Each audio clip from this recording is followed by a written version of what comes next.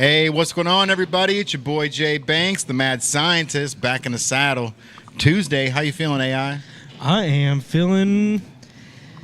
Well, we're dry right now. It's raining outside, so I'm happy about that. But the Reds game was, I guess, postponed or canceled. Yeah, man. Postponed right away, dude. And that's a shame, too, Yeah. because Sal came over. He's like, man, I haven't been to a game in a while. My boy asked me if I wanted to go, so he closed the store about a half hour early to go to the game, and as soon as he gets there, it's postponed. Yeah, it's a bummer. But I'm feeling great. I mean, we're excited to be talking with the VeeFriends on Whatnot app. So if you are watching the podcast and you are not familiar, there's Whatnot app. You can go on there and you can sell items. You can go on there and be a part of a community.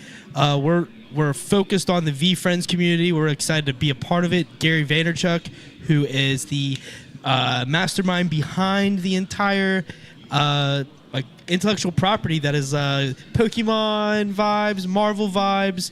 I mean, Sesame Street has Disney, been yeah. Disney, all sorts of different vibes. He has characters and collectibles, trading cards, the whole thing. And he is releasing it for Topps Chrome on May 7th. So we're kind of anticipating that week, which is about a week away about. So, yeah. It's coming up quick, man. And, you know, for anybody that does know Gary V and knows how hard he goes in the paint, this is one of those things where I heard him talking yesterday, and he's like, you know, I'm committing the next 30 to 40 years into building this thing. Yeah. You know what I mean? Like, and that's the mindset that just makes me go, hell yeah, dude. You know what I mean? It's not something where, hey, we're gonna go hard in the paint for 3 years and see if it works out. And he's like, no, Exactly. I'm going to be 80 when I retire from doing this. You know what I mean? Like, he really is trying to put himself up as the next Walt Disney.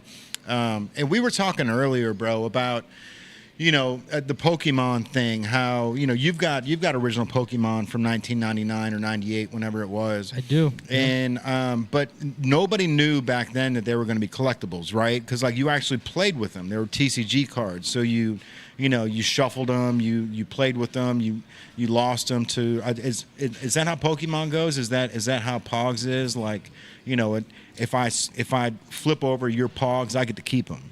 Was that the same thing with Pokemon, or was Pokemon more of like I'll trade you this for that, and then I can use this in my game? Yeah, I would say it was more of that. It was more of the trading aspect, and if you maybe put up cards as like betting, if you're playing the game and like I'll put my card up against yours, whoever's deck wins. But Pogs was like smack it, keep it.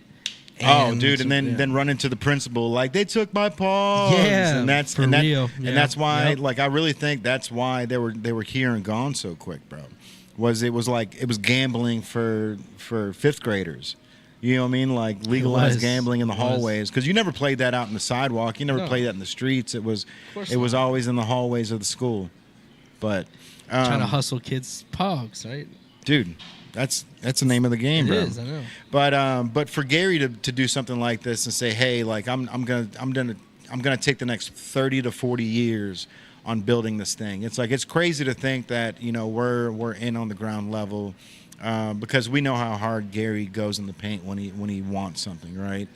And he's smart enough to know the ins and outs and how to make it work and how to utilize the moments, you know, where like we were talking about Pokemon, like you didn't know that Pokemon was going to be like limited edition, you know, and they're going to be rare, and that the Charmander was going to be, what's up, brother? Charizard was the it, hair's bro. looking crazy. No, man, we're talking VeeFriends. But being able to, you know, being able to know how Pokemon did, and then Gary being able to implement, okay, well, we're only going to release so many cards, so the cards in general are going to be rare. Yeah. You know, and then on top of that, like once we drop the second version, that's going to be like officially like tied into Topps. Now all of a sudden you've got this creme de la creme where now people are going to be looking. We're like, oh shit, it's just, you know, they're going to want the Series 2 and Series 1 cards. They're more prepared for what's rare. You know what I mean? Like when I was a kid, like I have a holographic Charizard, and I didn't realize it was going to be what it became. Like I still have it, but back then I would have thought much differently. It was like, yeah, it was the card everyone wanted, but there was others wanted. There was, I mean, like any holographic Chansey, that was always popular. Like Snorlax, I think he still is popular. But like that's the thing. Charizard became, I mean, that and Pikachu. There's like that one Pikachu card that I guess what was it? Just Jake Paul bought. I think no, that was a Charizard. I think he bought a Pikachu too. Oh, really? I think a first edition Pikachu. Yeah, he put on a chain. That was a Charizard. Yeah. Okay. He also bought a Pikachu too, I thought. I don't know. Yeah, but that was the one that he was bragging about. Was yeah, because that guy had 10 of them. Yeah. And he sold one to him and one to somebody else. He only sold 2 of them. He still has 8 of them. You know, Post Malone's in on the Magic the Gathering. He's trying to collect all those. I was just those about to old ask rare y'all if y'all cards. remember Raichu. Raichu. Remember All Raichu? right. Yeah, of course. Pikachu's All right. evolution. It was too late. Yeah, tell me about. I don't know anything about that. Raichu? Pikachu's evolution is Raichu. Yeah, it's Raichu. When they grow and become the next evolution, it's Raichu. Oh, okay. It's the next evolution. Raichu used to go hard. I saw something on Instagram this morning about how Yoshi is a Pokemon, and he was like, "Bro, I can't believe I didn't realize this. Like the Yoshi's egg, I guess, looks identical to the Pokemon egg. It's white with the green spots. The Pokemon's got like the spots and then maybe dots on it, but Yoshi's is just the spots, not dots. And then Yoshi just goes from this young character to an explosive character without any gradual, like it was kind of comparable. Like obviously, it's not like he's not a real Pokemon, but the idea that he is a Pokemon in their universe came from that. Yeah. Yeah, I mean, or no, Super Mario 2 came out or way before Pokemon, right? Yeah. So, maybe they took the idea from them. Yep. There you go. You know what I mean? That's probably correct. Dude, that's crazy. Pokemon was such a. I mean, well, we were looking at that Game Boy I have from 1999. Yeah, 98. 98. The Game Boy Color? I have a Game Boy Color. He's got a Pokemon Game Boy Color. Yeah, so it's like the rare version. Yeah, I have it's Pokemon Crystal. Okay. Right. Okay. So yeah, it was when I was younger. I had the red, the blue, the yellow, the crystal. I had quite a few of them, but I had a Game Boy that was. Oh, you talking about the cartridge? Yeah, the Yeah. cartridge. Okay, the cartridge. okay. Yeah, I got you. I got you. Okay. So that was found in storage. So that's how's Whatnot app doing? I'm looking over here. I just love seeing everyone in the chat. What's up, chat? Yeah. Can you guys hear us okay on Whatnot? I've got a pair of headphones wrapped around so you can actually hear what we're saying.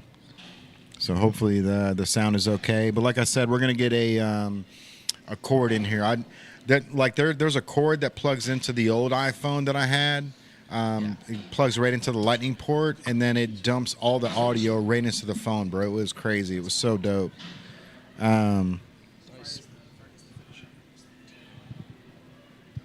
Yeah, that crystal game that Pokemon Crystal. the Pokemon Crystal, the game that he brought it over and didn't realize like what all of it was worth, and I was like, bro, I bet you this game here is worth something. I looked it up, like top price is $9.99 and like lowest price is like $250 for that game. What you think the Game Boy Color worth? Depending on which one. So like there's some rare ones like the Pokemon versions are like up to $800 to $1,000. Yeah, and all depending on the if it's translucent, you know what I mean. If like if you can see through it, but it lights up under a black light or something like that. Yeah. Like all those are all obviously a little bit more special, a little bit more rare. But I know about like the Game Boy Color. My era was the Game Boy Advance. All right. And then the SP. I had the SP. Yeah. I was a little bit late to the party. Dude, I was original Game Boy, bro. Like when that came out, I still remember the Christmas I got it because my mom let me open up one present the day before Christmas, and it was a Game Boy game. And so she was like, "Oh shit." You know what I mean? Like cuz I didn't have a Game Boy. I was getting that for Christmas. Yeah. So like I opened up the Game Boy game and she was like, "Oh, that's not Nintendo?" And I was like, no, like, you know that. You know what I mean? And I'm thinking to myself, oh, shit, I'm getting a Game Boy tomorrow, bro. Like, let me go ahead and go to bed now so I can get up and get this Game Boy, get it going. But then I moved on to the Game Gear. Right, Game Gear was Sega's version. Okay. It was a colored screen, super fire, bro. And I bought a receiver. So it was a video game that you slid in the back, but it had rabbit ears, so you could watch TV on it. And I think I paid like, yeah. Do you have the mouse? What up, bro?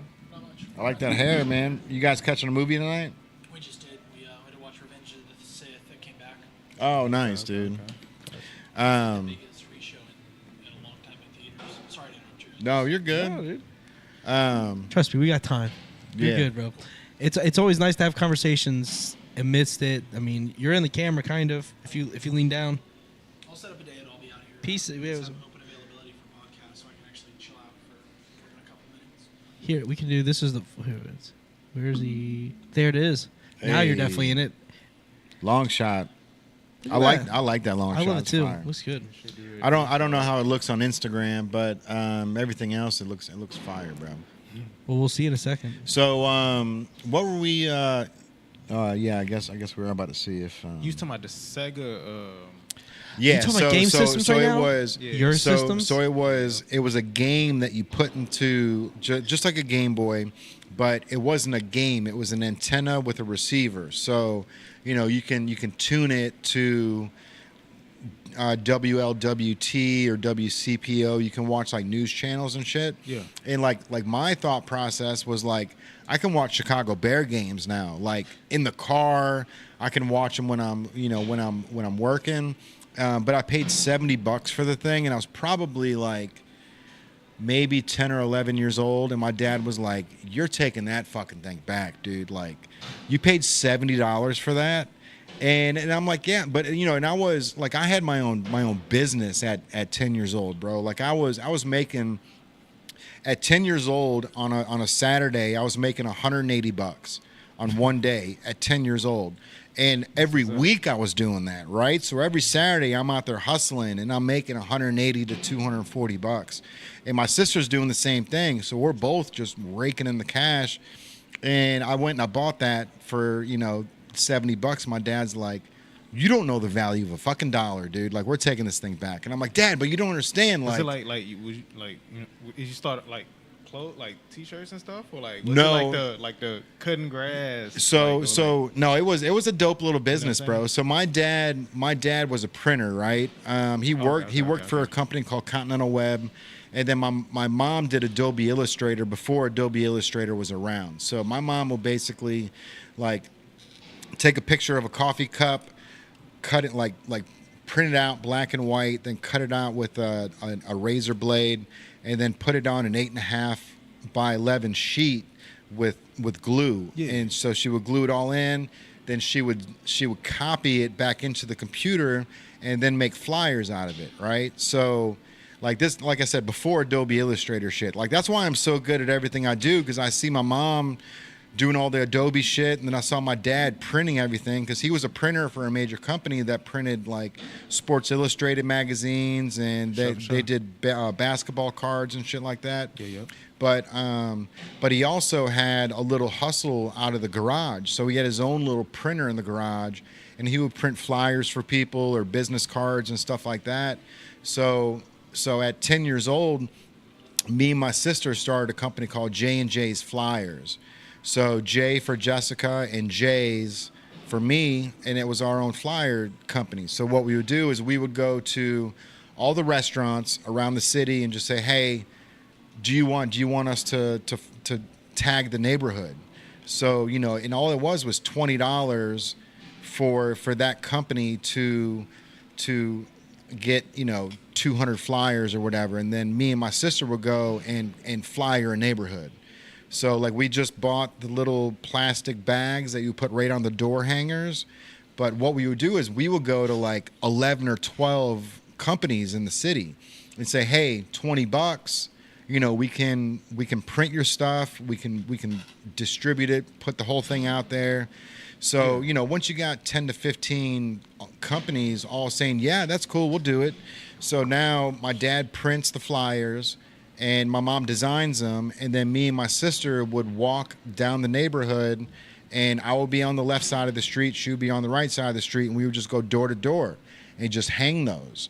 But and I yeah, so it wasn't $20 for the whole lot. Like I would make $20 per business that we set up. So I'm not sure how much my mom or dad charged for the printing and all that stuff, but yeah, bro, it was a racket, dude. And I was 10 years old, like living it, man. What you was thinking at the time when you was doing it? Was you just like, this is what mom and dad Oh, say we gotta bro. do? Or like, you know what I'm saying?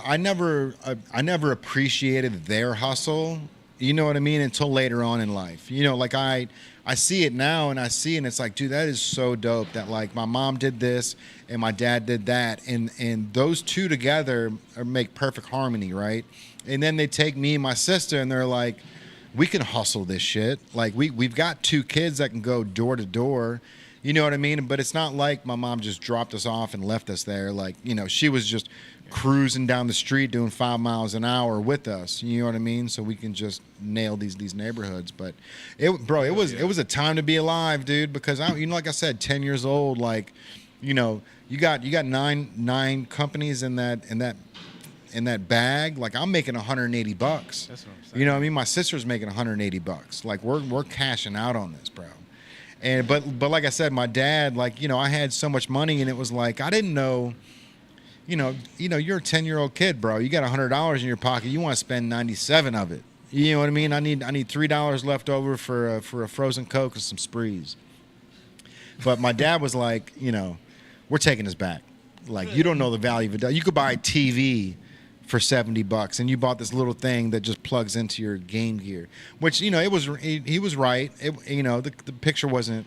It was rabbit ears, bro. So every time you walked around, the channel got fuzzy or whatever. But the technology was fire, dude. You know what I mean? And like, honestly, it's probably a dumb idea that we returned it, because with the way that all the nostalgia is coming back right now, and how Game Boys are so pricey and Game Gears are getting up there, like those little oddities, like a $70 antenna to plug into your Game Gear, that was probably not a lot of people probably bought that. You know what I mean? Like 35 years ago. So that thing probably now is worth like $300 or $400. Yeah. You It's know, the oddities are the ones that sell the most. it's like we were saying earlier, bro. It's never the ones that say we're collectibles. You know, like I've got so much like bullshit plates from this one company called like the Brooklyn Plate Company or something. I don't know. It was real popular in the 90s, but they did all the Chicago Bulls, like Michael Jordan, Larry Birds and Magic Johnsons. They would just print these like logos onto ceramic plates, and they'd have a little gold filigree on the edge, but they would label them as collectibles. You know what I mean? Like, you got to get it, because once they're gone, they're gone. But that's the trick, is like if they're promoting it as a collectible, it's not. It's always the Furby. It's always the Furby that's still in the box, or the Tickle Me Elmo. It's the things that the kids had to pull out of the box. Yeah. You know what I mean? Yeah. Like I've got to pull it out and play with it. Yeah. So I think they're getting close to It's the never the industry. ones that say like collectible, only Here we are. 5,000 made. All right, bro. Farewell, and I'm gonna text you and get a day set up where I'll be out here with you guys. If you got open availability. Yeah, for sure, bro. Always a pleasure. Thank you guys. All right, Have a man. good night. Safe travels. We'll talk to you guys. What are you watching right now? What's going on? They're about to raid someone. Always a pleasure. Oh, tell them to rate us. I'm trying. What not? Let's go. So if you guys don't know what Whatnot is, it's an app that is of everything, man. You can hop on there. If you're a sports collector, they got sports cards. If there's by the house, and he was telling me like, hey, the other storefront I have, he's like, why don't you just turn that into a gold under the search bar, and then a bunch of live. So I hop on one, and I'm just telling him, I say, hey, this is, we've got the the Givey up in the top. I'm like all the shop and the whole thing, and all I'm like all the shop and the whole thing.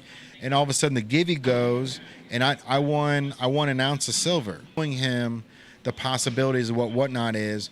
And like I was only on this guy's feed for 30 seconds, and I ended up winning a free ounce of silver. So now a free ounce of silver is going to come to the house. What he say? He was like, wait a minute, because like when the guy yells, he was like, wait a minute, because like when the guy yells, he was like, native brand. Like he's like, so how does that work? Like how did they just win? How did you win an ounce of silver? Does he sell some like native brand? Like he's like, so how does that work? Like how did they just win? How did you win an ounce of silver? Does he sell some here and then you get some, like they give half of it away? I said no. Here and then you get some, like they give half of it away? I said no. They put givvies up to keep Monday through Fridays are dead, and you know you're here just as much as I am, man. Like you know that you're here just as much as I am, man. Like you know that Monday through Fridays are dead. You know, Saturdays are the day that we don't get to hang out at the front counter, you know, talking. You know what I mean? Like it's only Monday through Friday. So if we can, you know, talking. You know what I mean? Like it's only Monday through Friday. So if we can do live shopping and sell stuff on Whatnot throughout the week, and then Saturday and Sunday let the shoppers come in, like that's I love it. That's cool. Hey, we're not in here selling stuff anyways. You know what I mean? So that's They're going to Cool Guy to know. they've gone to Cool Guy to know before though. They should have gone to us, bro. So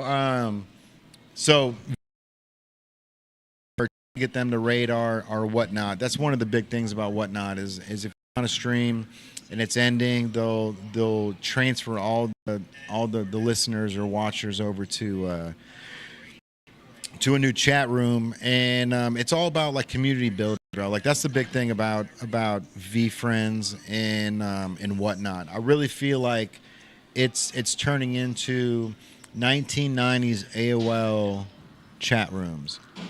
Stay for the giveaway and I'll be back. What does that mean? I'm gonna stay for the giveaway and I'll be back. Oh yeah, you're good. That's funny. Yeah. He has to keep people in, so I'm gonna if that's gonna happen, I'm gonna get something. You definitely got to get Gary Vee to with the mad scientist eye card. Yeah. That's got it. Like they got to make that. I wonder what card. he's gonna think of that. I You made a think good point. it's You made a good fire, point bro. about. I made a You good. gotta go for it. You made a good point. I made a good point, and I'm gonna when we're gonna meet Gary May 10th. You got the card on you? I made For try? I made those cards because we're meeting him May 10th. So we're meeting Gary Vee in like 2 weeks, but we're going here that Brave Blink could be a part of the VeeFriends crew, right? And this is something that, you know, we've been doing the Blink character since 2000. When did I start the Mad Scientist? 2020 when it was launched, but 2019 I think you had the characters written because No, it was before 2020. It was before the pandemic because that's when we were creating the lab. well, no, because you hadn't fully launched it because you're like I have the eyeballs ready to go because you had them and then the lab was how it was like released. Right. Yeah, but I'm I talking don't know how about long you had- I I'm don't know talking how about long- the inception of Blink. The inception of Blink's been like since probably 2017. I was gonna say it had to be a while because when we sat don't- there we hadn't released it officially. You hadn't released anything. Right, because I wanted to keep the two brands separate, and I didn't want to put the Mad Scientist clothes in the front store of Native, right? But once the The initiation of it was sometime 2017, whenever because you were blackout curtains for a year. In that time, did you make it, or is it after that?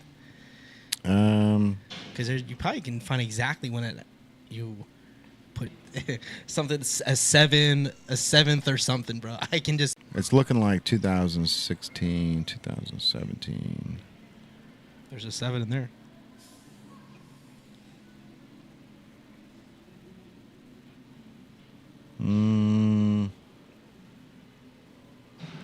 It's around then. It's definitely around then because this is.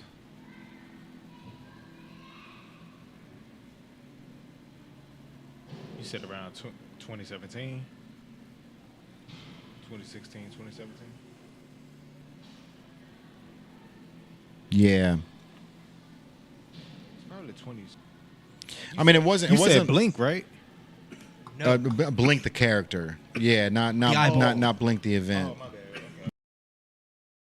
Okay. But regardless, it was it was after I got my eye detached. Like it was definitely in that parallel universe of me being stuck in the house and being depressed. I'll find the exact date, bro, because like I really feel like the photo that's like the iconic mad scientist photo where like I was looking grungy, like I look like I looked like I've been going through it. So like that's to me that would be the inception. So I'll figure that out. There has to be a date when you completed the first design. Yeah. Has to be like, I mean, computer will tell you. Yeah, I was trying to check the phone to see if there was. Dang it! Never mind. I didn't move. I'll back to the stream. Killian. He won a crab. Oh, nice. You said it was A crab slab. You said it was. I'm telling you, you can't slap past that way. What's that? It was fun. You said like when you said it was around the time.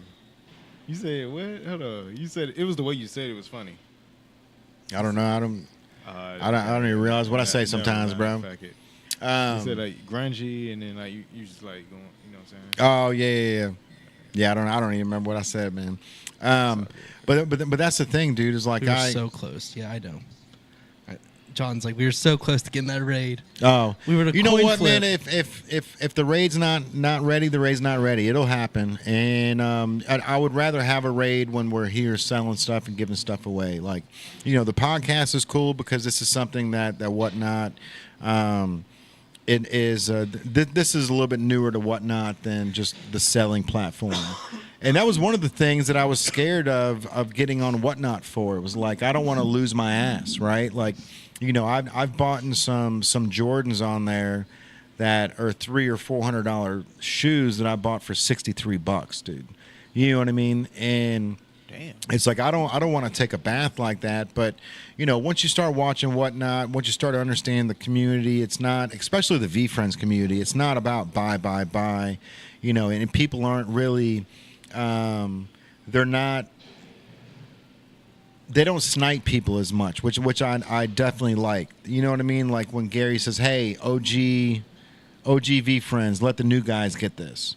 You know what I mean? Like everyone kind of steps back, and then they let the new guys get it for a cheaper price.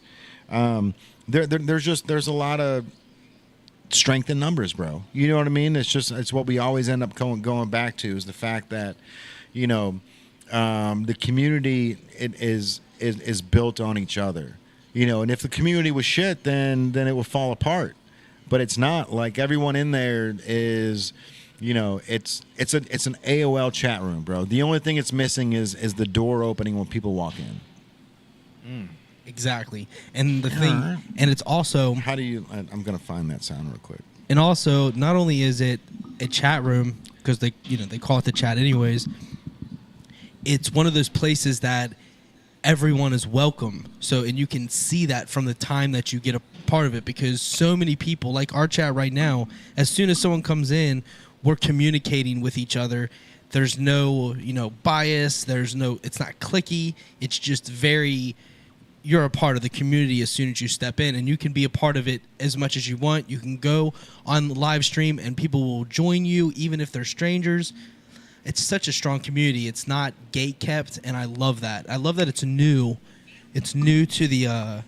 It's new out here. I mean, I know it's not necessarily wasn't created yesterday, but it's definitely in an infancy stage in the new marketing world that we're in, because social media is making it such a new level of challenge with marketing. So Whatnot is kind of becoming a middleman and kind of nice. Hey, look here. What's up, guy? What's up? Love it, dude. That door opening and closing. I do too. they have to have a trademark on that. There's no way that. What's up, guys? We're live here. Native on the Levee in Newport, Kentucky. If you are watching on Whatnot, welcome. We got people out here playing cornhole and working out. We love being a part of the V fam.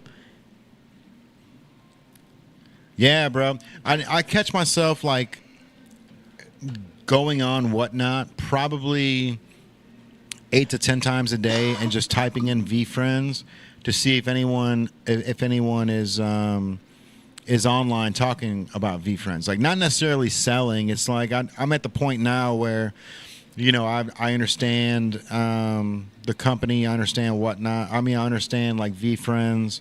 Understand the rarities. You know, because when you first jump in, you're like, hell yeah, I want it all. Like, I want to buy everything. Everything that's got VeeFriends on it. And then you start realizing, okay, you know, there's levels to it, bro. There's limited pieces on here that people don't realize. You know, that there's cards that are rare, just like any other sports. You know, you got your rookies, you've got your veterans, but you know, at this point, when it comes to the VeeFriends community, bro, like I'm tapped in, man. You know, I'm checking Whatnot, like I said, 8 to 10 times a day, just to hear the conversation, not to buy things, just to hear what's going on in the V world, what's happening, because you know, the movement's happening quick. It seems like every couple of days they've got a new announcement. They got something else coming out that you know, that they locked in or locked down. You know, they got DJ Kaufman doing the comics. J. Scott Campbell that did the art for the very first comic book, which I think J. Scott Campbell's the same guy that Jordan Blackburn knows. Oh, yeah?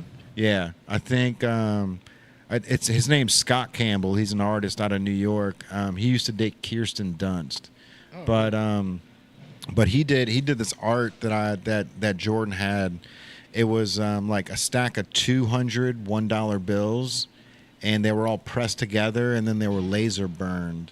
Where like he actually like laser etched a skull with wings into the $200.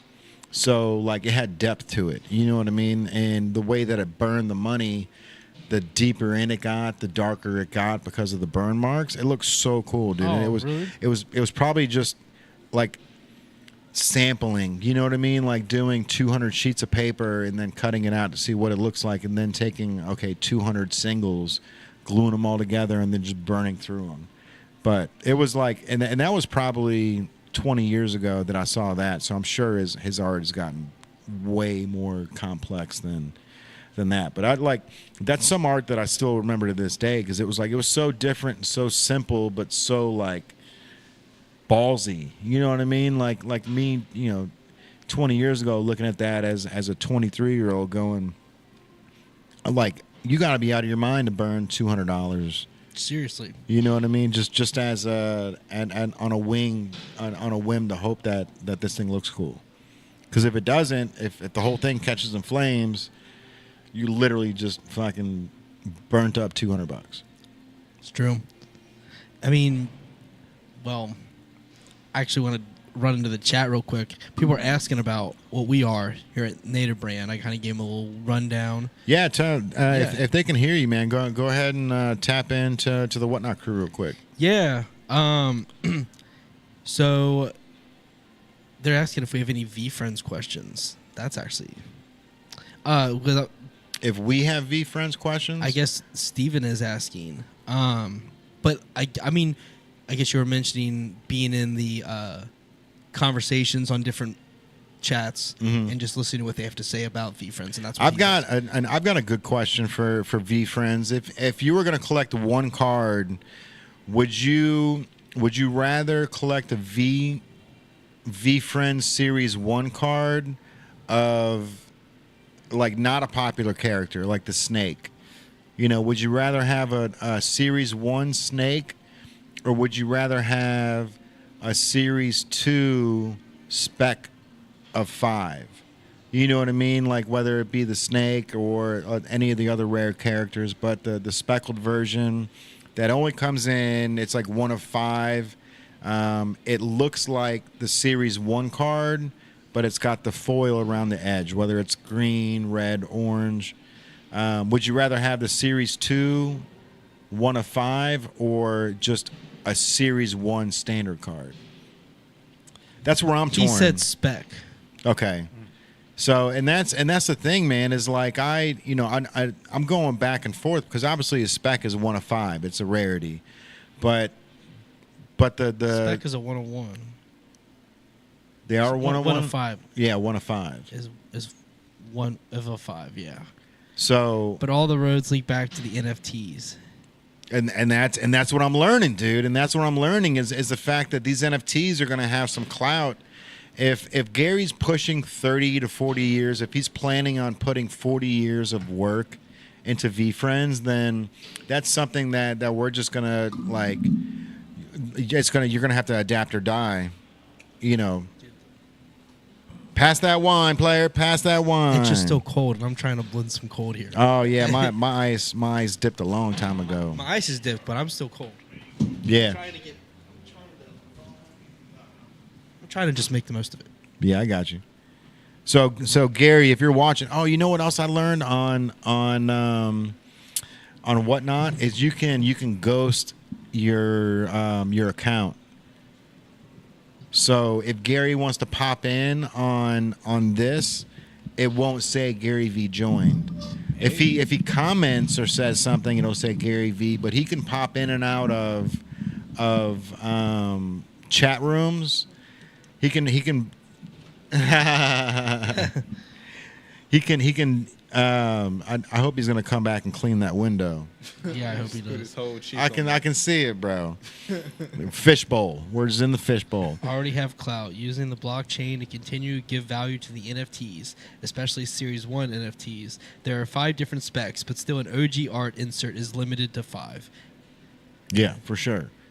So Okay. and that's the thing is like it's like I understand the rarity of the 5, like 1 of 5 on the Series 2, but at the same time, how many boxes of Series 1 were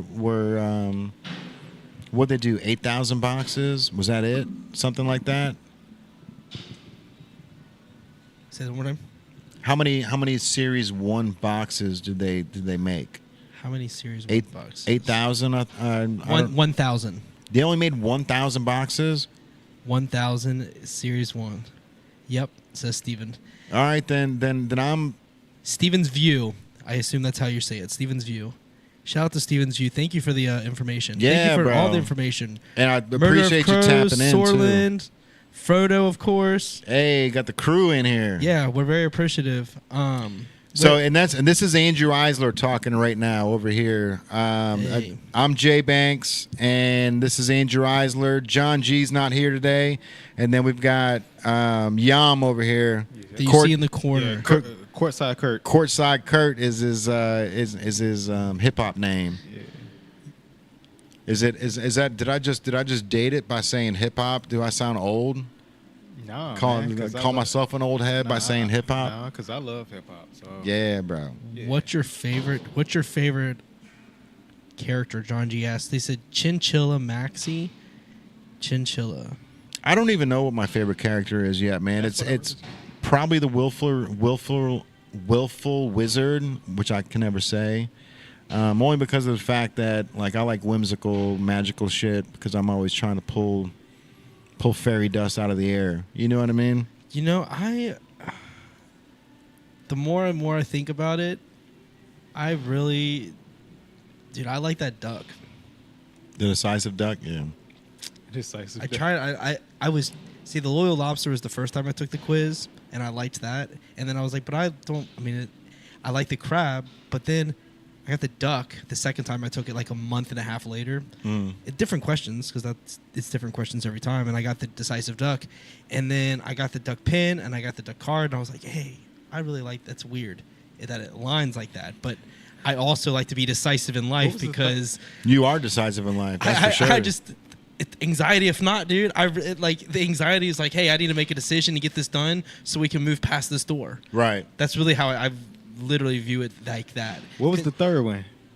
What's the third? What? The third one, the hustling. There's a ton. There's 250 characters. That- The hustling hamster. Hustling hamster.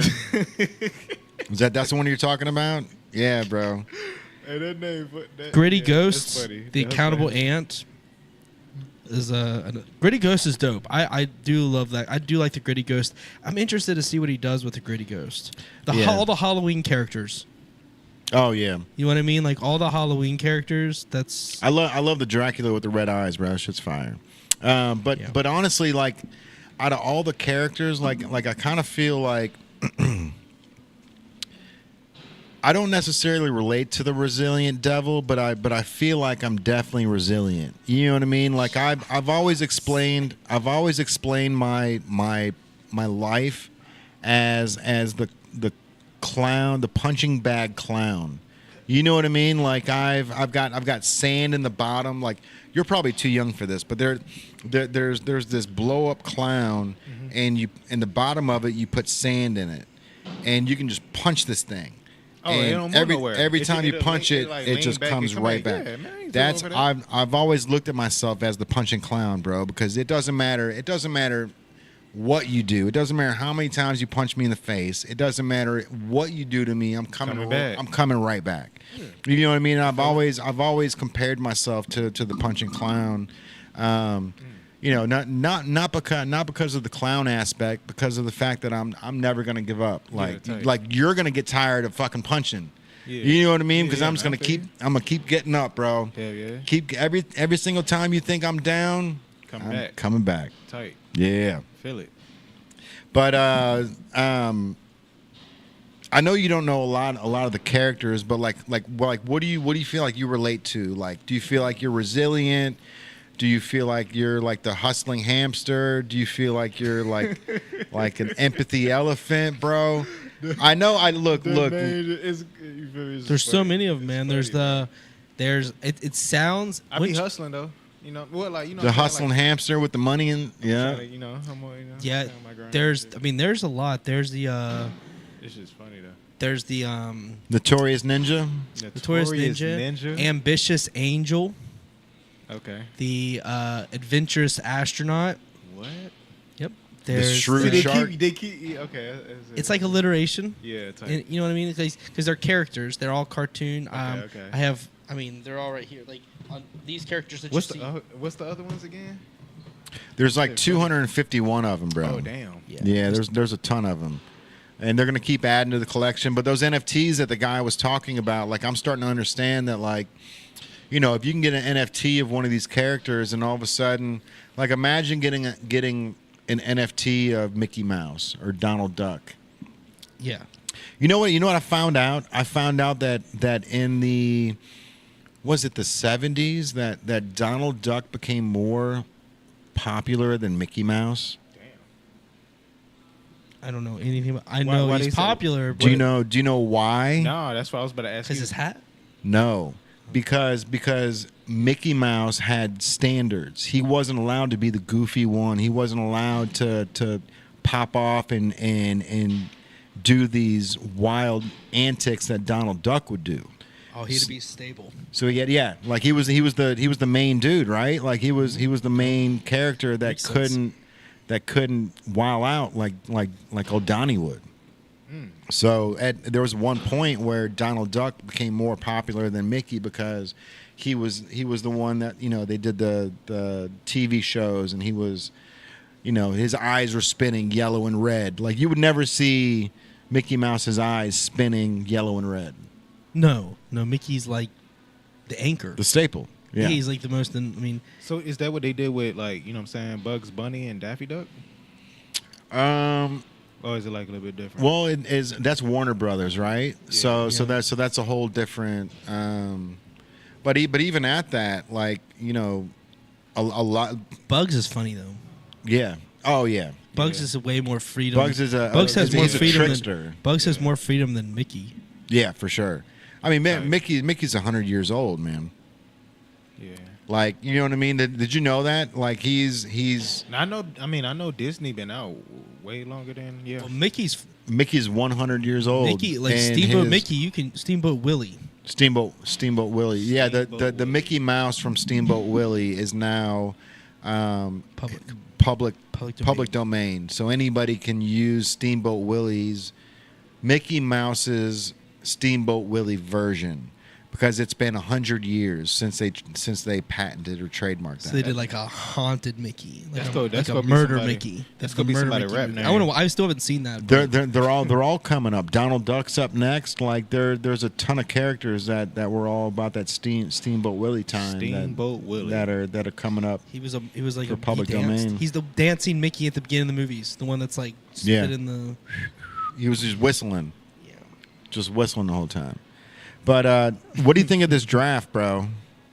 Should we move over to the draft, or do you want to talk Yeah. about Shador, or should we I keep think we on? should- I think- VeeFriends? I think we should talk about the draft a little. Half of the draft. I think I could talk a little about it. Yeah. What's up? Well, I am interested to see how Shador handles going forward with the Browns because he's probably the best quarterback on the roster. I'll be real.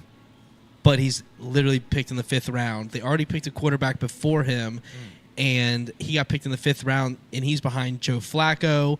What is it? Kenny Pickett.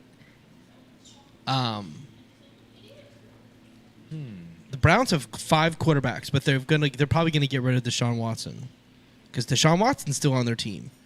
Don't they? And they got what's his name too? Oh man, I can't think of his name right now. He was starting quarterback for him this past season. I just can't think of his name right now. Deshaun Watson. It's another guy. I think he played for the Buccaneers for a period of time. Oh, you're talking about Baker Mayfield, who plays for the Buccaneers right now. Nah, not Mayfield. Damn, man. Deshaun Watson. So No, it's another guy. I can't think it. My mind went blank. I The, can't the think draft, though, man, I will say the Bengals. A lot of people are giving the Bengals some flack. Let's jump to them real quick. But I actually liked their draft. I think the guy that they picked, in Shamar Stewart, in the 1st round, he only had 4 sacks the whole season, which is really not good. Yeah. But apparently he was doubled the whole time, whatever, like double teamed. But I think in the NFL they can train him to use his force better and get him those sacks that he's really gonna need to do. Because Joe Burrow, did you see the Joe Burrow video of him like, "Hey, I'm Joe," Yeah. and he's like, "Of course I know who you are. Yeah, like yeah. you're Joe Burrow. Like you're shaking my hand right now." Kind of, I'm sure I can't imagine being in that room like. And he just stands there stunned with his jersey in his hand, like he just got a signed thing outside the, because he just got drafted, but like he was just in college. It's not like he had proven really anything yet. You know what I mean? And this is the time. Like this is that was probably his like, oh shit, I'm here moment. You know what I mean? Like it's getting real. it is real. Yeah. It is very real. What's up, guys? What's up? I love the setup, man. It's awesome. Hey, Appreciate thank you, bro. If you guys have any questions, man, just yell for us. Appreciate it. How do you want us to yell? Like, ah! Or like, oh! That Both work. Yeah, either works, bro. I'll be right there. I'll be there at a Swift. But so with Shador going in the 5th round, obviously there's a lot of like talk about it being Shout out Santa. hey, Santa in the building. They talk about it being, Deion Sanders could be the issue, or it could be the fact that Shador doesn't do, interviews very well. I think he bombed on. I think he screwed him up on purpose. I think he rated himself way higher than he actually was. Shador rated himself higher.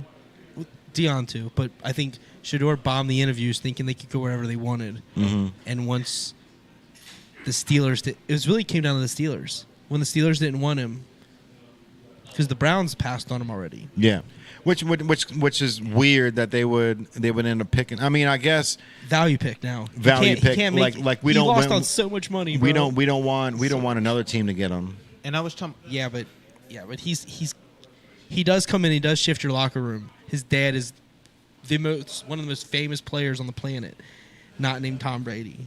Right. I mean, I would love to have that Deion Sanders energy in the locker room for real. I mean, I understand that he's, you know. And I was talking about Jameis Winston.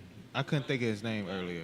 Oh, He played with Jameis. the Browns. Yeah. He played with the Browns too. That's Jameis Watson. Jameis Winston. Winston, yeah. That's what I was thinking about. Oh, Jameis Winston. Yeah. Yeah, he got cut or got left. He's not on an NFL team, I believe, unless he got picked up in He this. got cut? I didn't know he got He's cut. not. I don't think they moved on from him. I don't know where he's at now, but it's not Browns. With the Browns. The Browns have a QB room of a bunch of big names, but not a lot of guarantees because the Browns are just that kind of organization. I'm anxious to see what happens with the Steelers because they're also in our division. And I think they're going to get Aaron Rodgers, It's over with. and we'll play Aaron Rodgers 2 times a year. Who's getting it? AR? Steelers. The Steelers want Aaron Rodgers. Yeah. What? Yeah. Don't believe me. Look it up. No. Hey, I'm gonna check it out. Who did the Jets get for a quarterback? Justin Fields, Oh shit. Oh, Okay. who were on the Steelers last year. Yeah. And then Russell Wilson went to the Giants. What's going on, bro? Yeah, that's a crazy shift. So then the Steelers have no quarterback. What'd you think of Russell Wilson? Overrated? No, he's He's not. just- no, he's it's- definitely- it's- he's not overrated. Not overrated, but his time has passed. Yeah, he a little old. Oh no, I can't say that. He's gotten older. He's definitely not a young gun, and he used to run, He's gotten and he can't older. run the same. He can't do it Yeah. the same, but his arm isn't. He's still a game manager, and that's not going to win a Super Bowl. You think he just doesn't give a fuck because he's married to Sierra? Hey, he living a life. Yeah. She's got money too, bro. You I know don't what I think he- mean? I Like think it's he's- not. It's just not daddy's money, bro. I think he's going for a legacy. Yeah, Nah, he good though. It's just he just got older. That's all. bro. It's got to happen quick in football too, man. You know, with the type of punishment that you take. They tag, Yeah. hey, tag Gary, VeeFriends and football talk. What more could we want? Right? Let's go, bro. And for people that are watching Whatnot, man, I really apologize that we don't have any free giveaways right now. We've got Hypercolor T-shirts. We're the only store on planet Earth that has Hypercolor T-shirts. I actually own Hypercolor. I got the trademark in 2012, relaunched the company, and have been trying to work with bringing it back into the community. But last time we were on, we were giving a bunch of the Hypercolor shirts away, and I have to, sadly enough, I've got to redo my ID so I can officially sell on Whatnot. So I don't think we're allowed to sell until I get that ID. So Thursday, 8 a.m. I'm getting it again. I left my ID at the dispensary. That's the only place I could have even fathomed that I left it, bro. Because I've got gray hairs, bro. It's not like they're checking my ID at the gas station or the bars. You know what I mean? Like the only place that I ever pull my ID out is a dispensary. Yeah, I would say that makes sense. Yeah. You didn't lose at the time we went, did you? No, because you got to go in for me. Oh yeah, I had to go in for you. Yeah. Because I didn't have my ID. Yeah. So you lost before I even went. Yeah. That's why. That's a long time ago. You've gone this long without an ID. Yeah. I mean, I've got like I said, a long time. That's a lot of cycles of green. yeah, I've got a passport, which Okay. but like I literally, I don't need my ID for much. You know what I mean? Like It was still kind of warm when we went last. probably. And it's warm again. Yeah. It was warm before because I remember being in a t-shirt, and it's warm again. That's a long time without an ID, bro. Yeah. It's pretty impressive. Hey man, There's an award out there. Like I gotta be honest, I am reverse award. I am a little nervous to go get to go get my driver's license again because I haven't taken the test with one eye. You know what I mean? So like, what if I fail, bro? Oh, You shit. know what I mean? What if they're Nah, like, they ain't gonna do you like They're not gonna make you. what if they're just throwing cars over here and I can't see shit? Do you guys need me to get? Are you guys good? Oh yeah, of course. If you guys need Appreciate anything, it, just let bro. me know. I'd hop up real quick. Hey man, nah, they ain't gonna do you like that. That's. I'm very surprised. I hope not, man. And I actually I paid the extra money to have my ID for the 10 years instead of like 5 or whatever. It was like an extra $20. It's like hell yeah, bro. So I can go an extra 5 years without having to take the test. I'm cool with that. because by then, hopefully, I'll have a chauffeur. That's the goal, bro. That's the goal, is to blow up and act like I don't know nobody. That is a long time without an ID, though.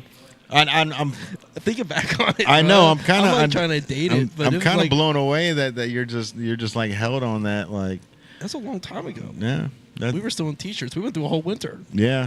But I don't like Christmas, I don't go to the bars anymore. You know what I mean? but just in general. Yeah. Hey guys, appreciate you. Appreciate you, bro. I just remember it's been a while since we went to the then, and you didn't have it then, so it had been longer than that. Oh yeah. Which is a long time.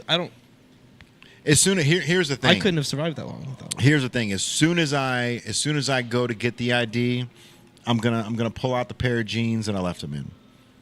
You know, like it's got to be. It's either okay. at the dispensary or it's in a pair of jeans somewhere.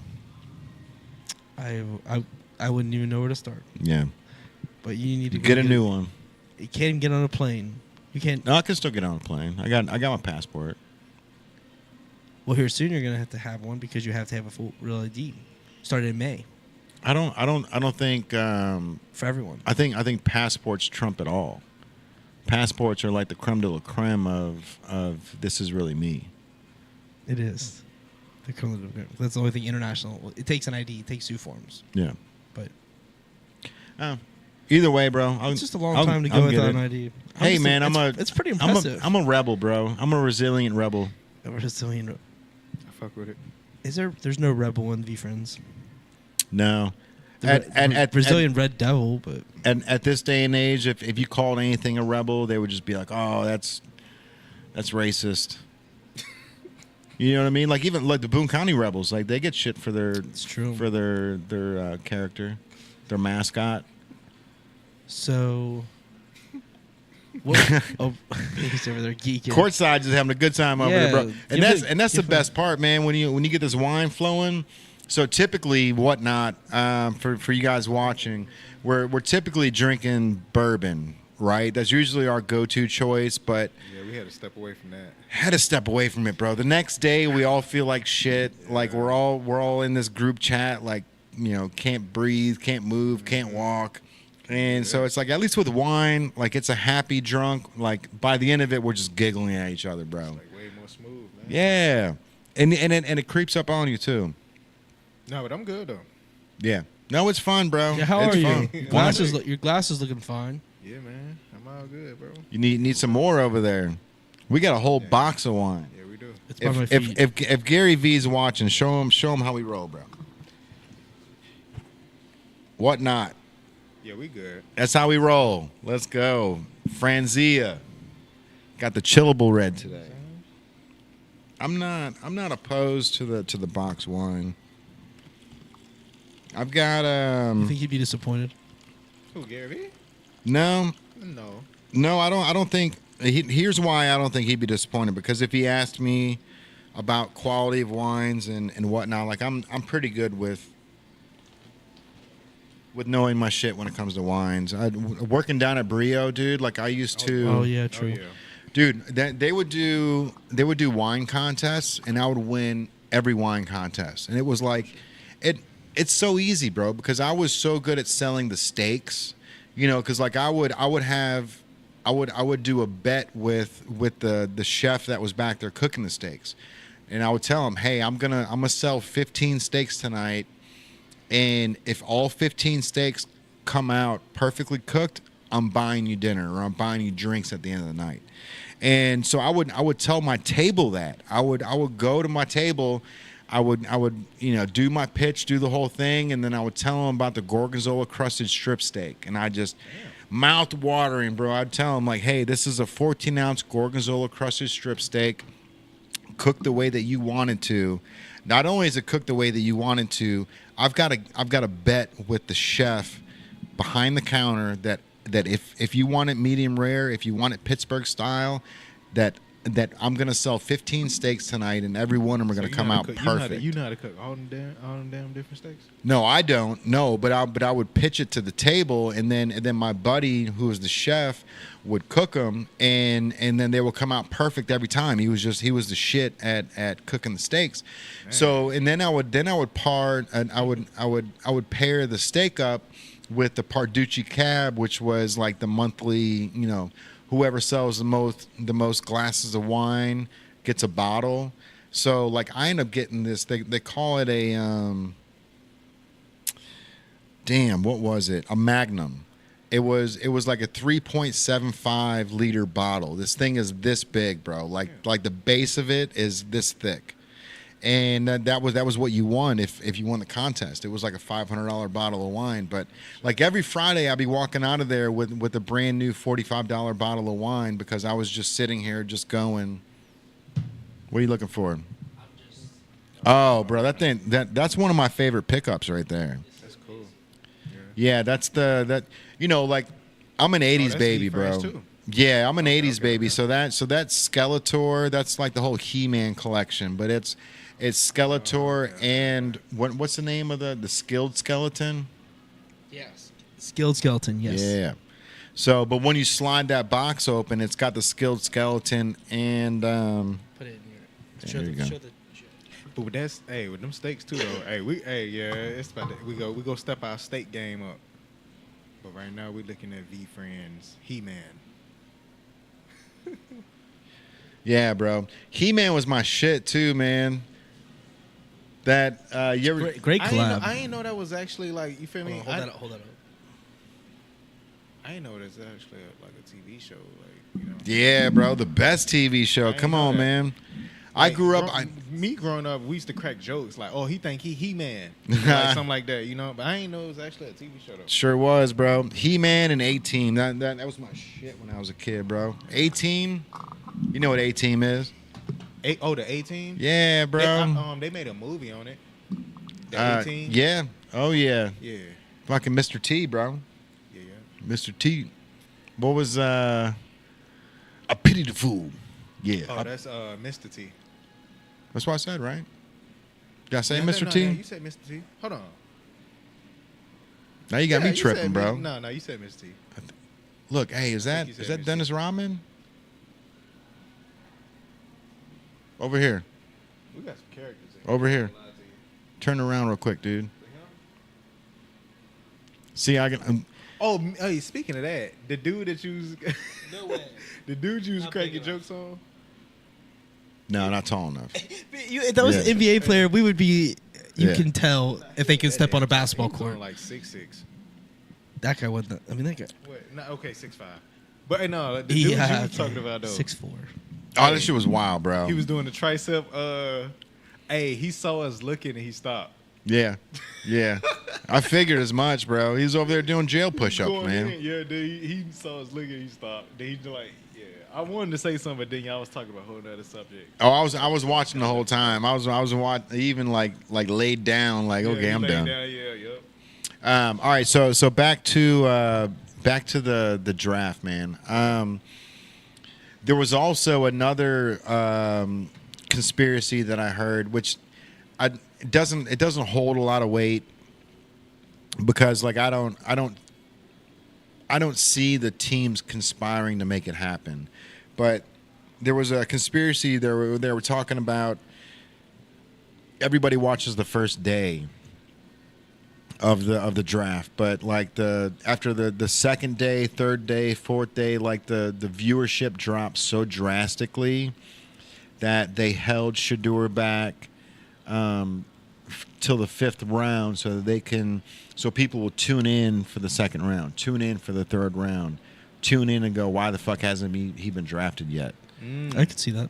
But yeah, use it. They but use that's a lot. The Browns the whole that's time. a lot of conspiring, though. No, That's a lot of like team owners. That's all they have to do. That are just going. All it takes Did is you one see owner that- just to go. I consider myself. I'll But take did you him in the see? third. Sure, but did you? Sorry, No, you good. before you. Nah, I want to. So did you see? Oh, look at that's kind of cool. Look at his eyes. Yeah.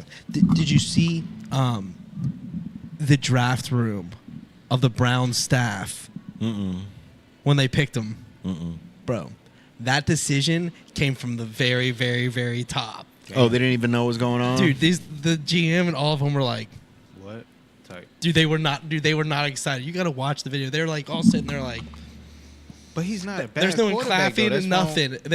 They are just not thrilled about it. So everyone's like, even Colin Cowherd, a lot of guys are like, that had to go from the top because the way these guys are reacting, they didn't pull that trigger. So they don't feel like someone he that else good of a said, quarterback?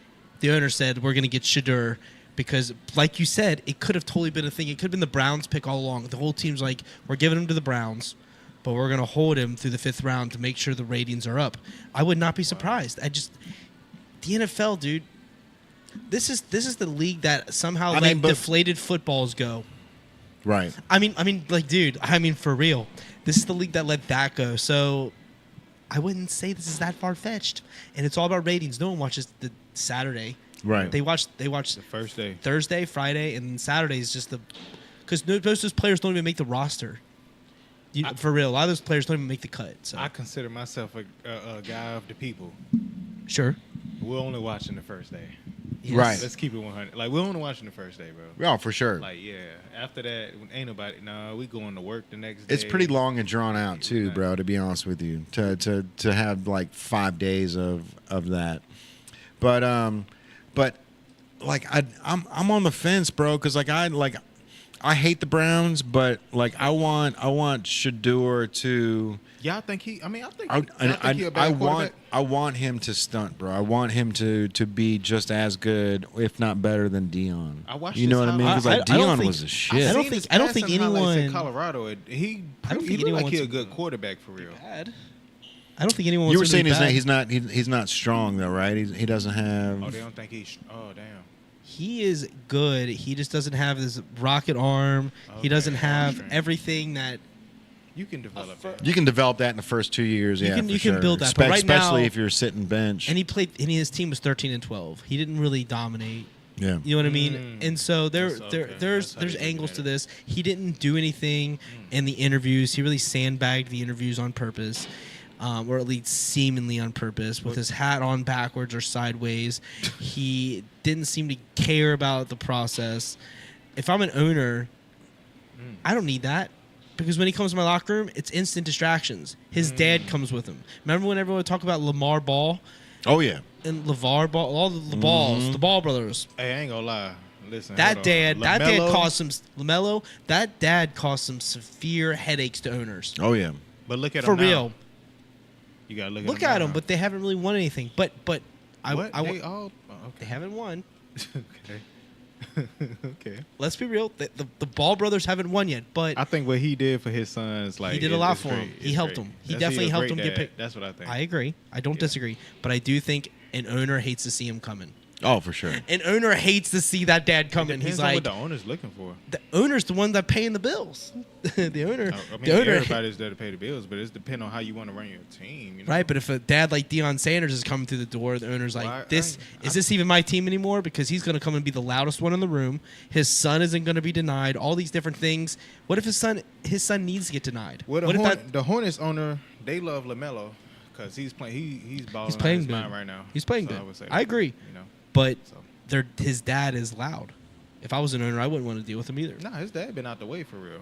Yeah, he like been standing out in the past media. couple of years. Because Yeah, they probably told him to sit down. Yeah, probably. Yeah. I mean, sometimes you gotta have people in your circle to be like, "Yo, you gotta chill." So that's probably The what's point going on. is that they told him to chill. yeah. Yeah, sometimes They're it's not like te- that. I mean- ain't nobody perfect. You're not going to be able to tell.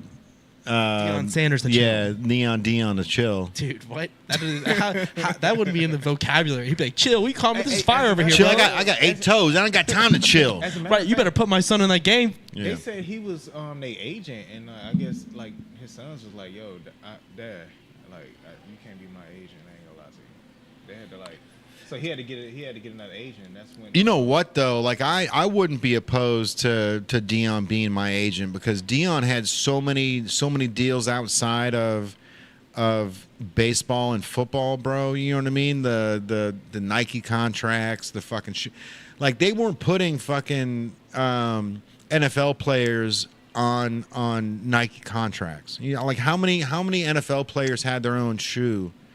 Bo Jackson and Dion. Yeah. Right? And that's it. Like I don't like there was no Randall Cunninghams.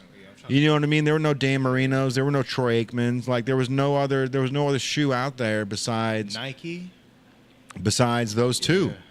Bo Jackson and fucking Neon Dion. You know, so like Neon Dion, like he's been through it. He's gotten the cash. He's gotten, you know, he was the flashy one that was out there. He probably knows the rights and wrongs and knows like, hey, be flashy but pump the brakes a little bit. I think it's just because I think he might have a lot of stuff going on. He just ain't. Them his son, so he go like he want to look out for him and stuff like that. But like at the same time, he got a lot of stuff going on too. For sure. He probably ain't been able to like pay that much attention to what's going on for real, and that's gonna hurt him. Because if you go have an agent, you need an agent. You see, Shiloh was picked up by the Buccaneers. Yeah, that's what I'm saying. Oh, really? Yeah. No shit. And he was undrafted. Younger brother? And he was the one that parted ways with Dion. Parted like ways? His dad. Yeah, he was like. Yeah. Oh, like not going to be the agent? Yeah. Oh, okay. Like, you feel me? And they try to hype it and say like, oh, he fired his dad, like head ass. But like, no, you know what it is. So yeah, like, always clickbait. Yeah. Clickbait. Always trying to get people to read that article. That's all I was saying for real. Like, well, I mean, you know? Deion Sanders is walking clickbait. Everything he does. I mean, think about when the Cowboys were looking for the coach situation. Deion Sanders had no intention to be a Cowboys coach, but they acted like it was just to get the clickbait. That's it. It was never going to happen. But hey, that's Jerry Jones. That's Jerry Jones, the owner, doing. Do you think you think there was a possibility that could have actually happened though? Because I do. I can see Deion being the Cowboys coach. That'd be crazy. But like, I do think he could have been the head coach of the Dallas Cowboys. But the thing is Deion Sanders is there for leverage, is there for not conspiracy, but there to clickbait for people to think something. Deion Sanders is a part of that whole conversation, even as the head coach of the Colorado. But that's how college football team.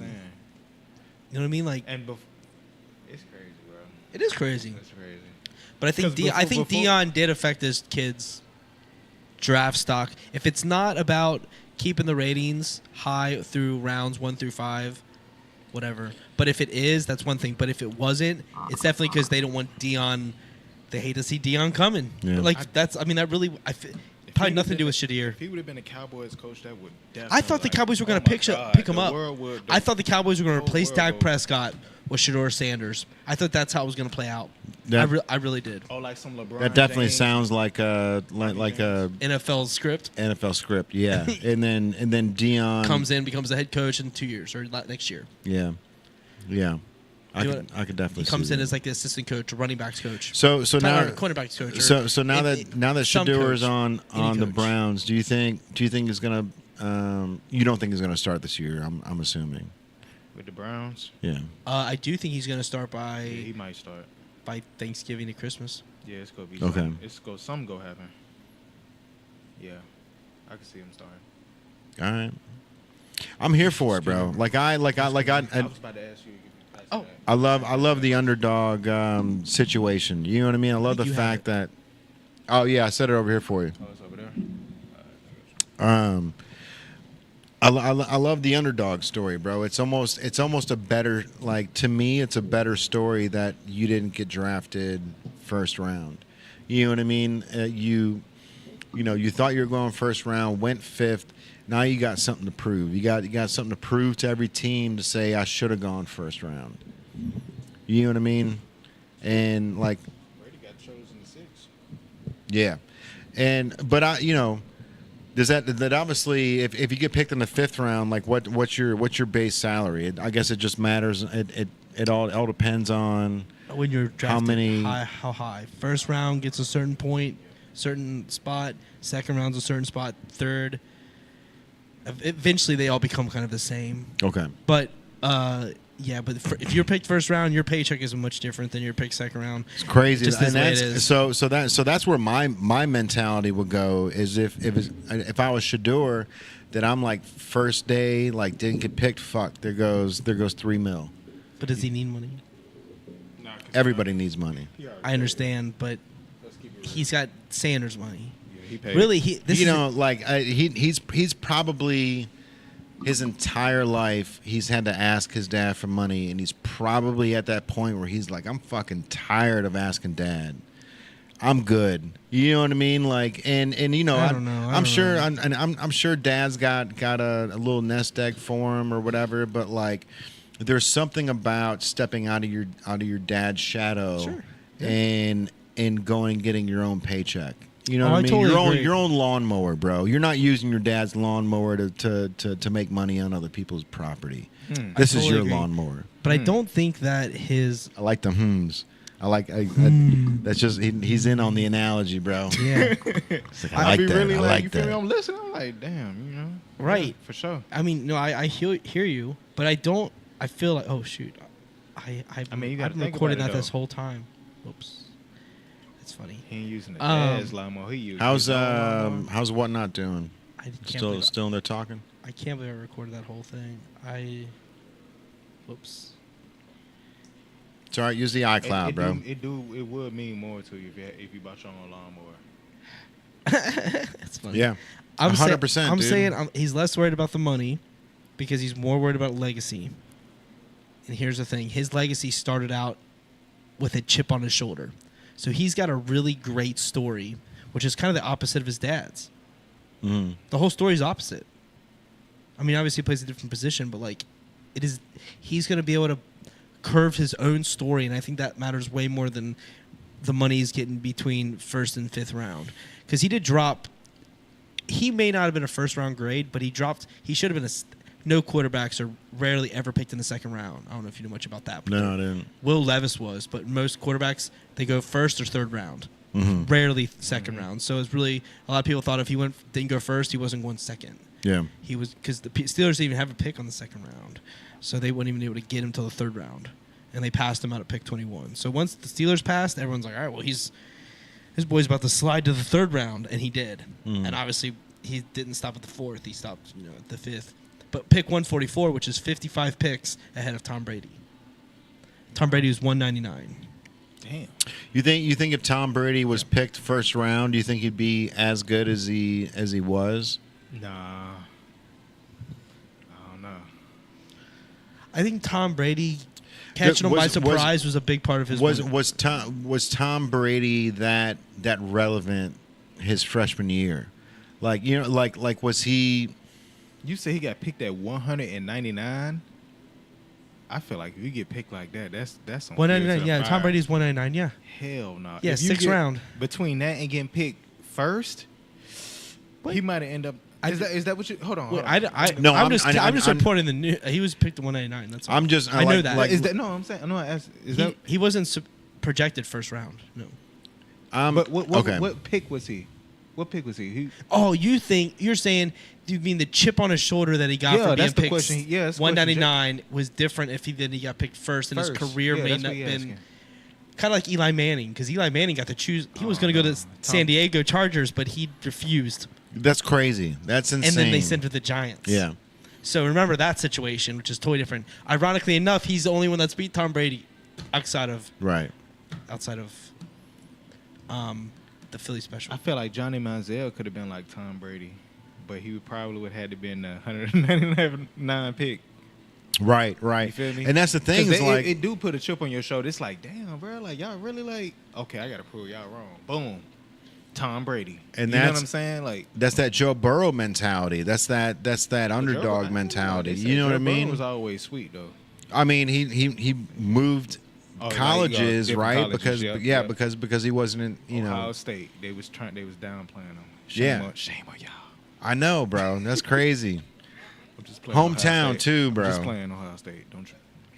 But I'm just thinking it's like, if Tom Brady would have gone in the first or second or third round, would he have had that chip on his shoulder that because every quarterback that makes it to the NFL is an elite human being. You know what I mean? Even if you don't start, like you are good enough to make a paycheck to sit on the bench, bro. You know what I mean? Like that's like your family's taken care of, and you're not doing anything but riding the pine. So like, but that's the thing is like you've got these like astronomical athletes, bro. These people are like the creme de la creme of football, of peak physique, and it's like if Tom Brady, he was pudgy. well, and that, He was again, pudgy. and that's He and, was and that's pudgy. Out of Michigan, and that's the was crazy pudgy. thing is like was. he's never been Damn, never that's been crazy. the muscular go to the the gym the Will Levis He was smart as I would say hell. he's probably the best shape of his life. Like now, right. Oh, have you for seen sure. picture of him in 2025? That's It's it's insane. That's because all the side gigs he's got with all And these yeah. all these fruit companies, and you he's see like, that video he just posted the other day, mm-mm. trying to show young quarterbacks how it's done, and he made a comment or something. He's like, I come back and do this, like, and he was like showing the quarterbacks this proper way. He's like, this is how it needs. These quarterbacks, they don't But understand. he probably this day. was doing that. But though. he's got the itch, bro. Maybe the Steelers are gonna pick up Tom Brady. Well, he owns part of the Raiders now. I don't know if he can do that. See, Right, There's right, rules right. now. There's rules. He's an owner now. Yeah. He's like a 15. He's like a 3% stake. He's 5% stake. Some small percent stake. I don't know how much stake he's got, but it's a small percentage. But he's still an owner. Yeah. He owns a lot. Las Vegas trying to come up. Well, they got Russell Wilson. Or Russell Wilson. Yeah, Russell. Well, I'm just saying, like they, you know, Russell what I'm saying Wilson. they, Russell Wilson's New York Giants. Geno Smith. Okay. Because what from the Yukon? Geno Smith. No, Not, no, I'm that's tripping. Geno I'm tripping. Yermont. No, I'm okay. Geno But, like, Smith, the quarterback from the Seahawks. Yeah, I'm thinking of the coach Who from who- Yukon.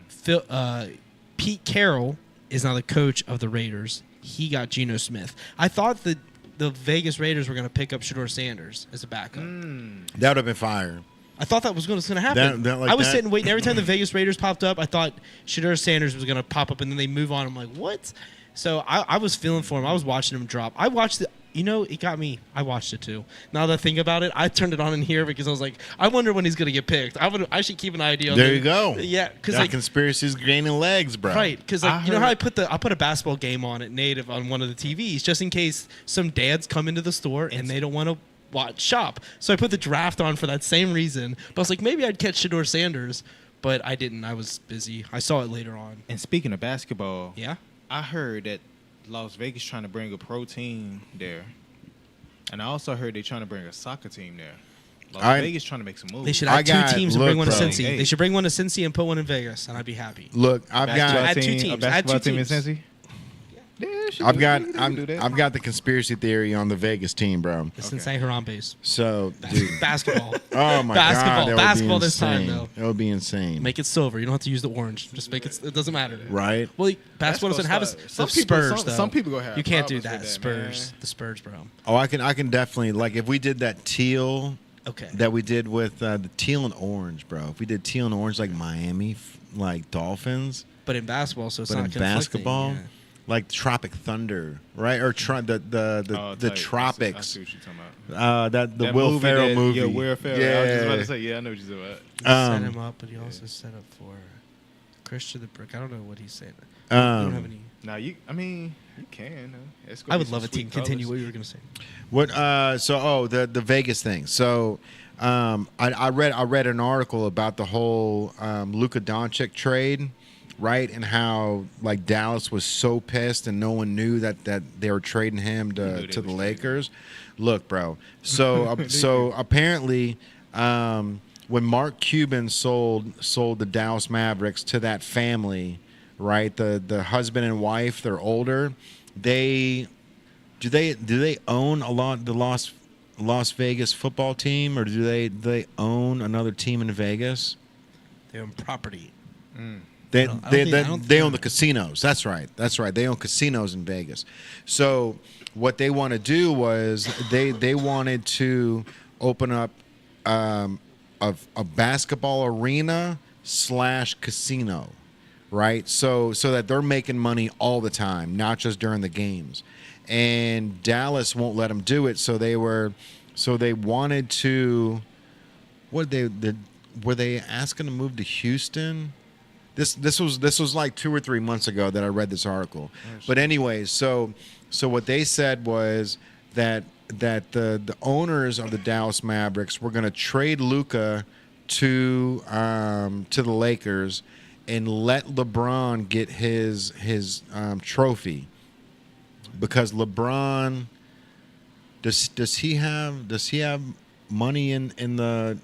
LeBron wanted to own a sports team in Las Vegas. So that there's a connection. So they said This is we'll give you Luka to win the championship, and then what that's going to do is that's going to tank the Dallas Mavericks, right, to the point where they move the Dallas Mavericks to Las Vegas.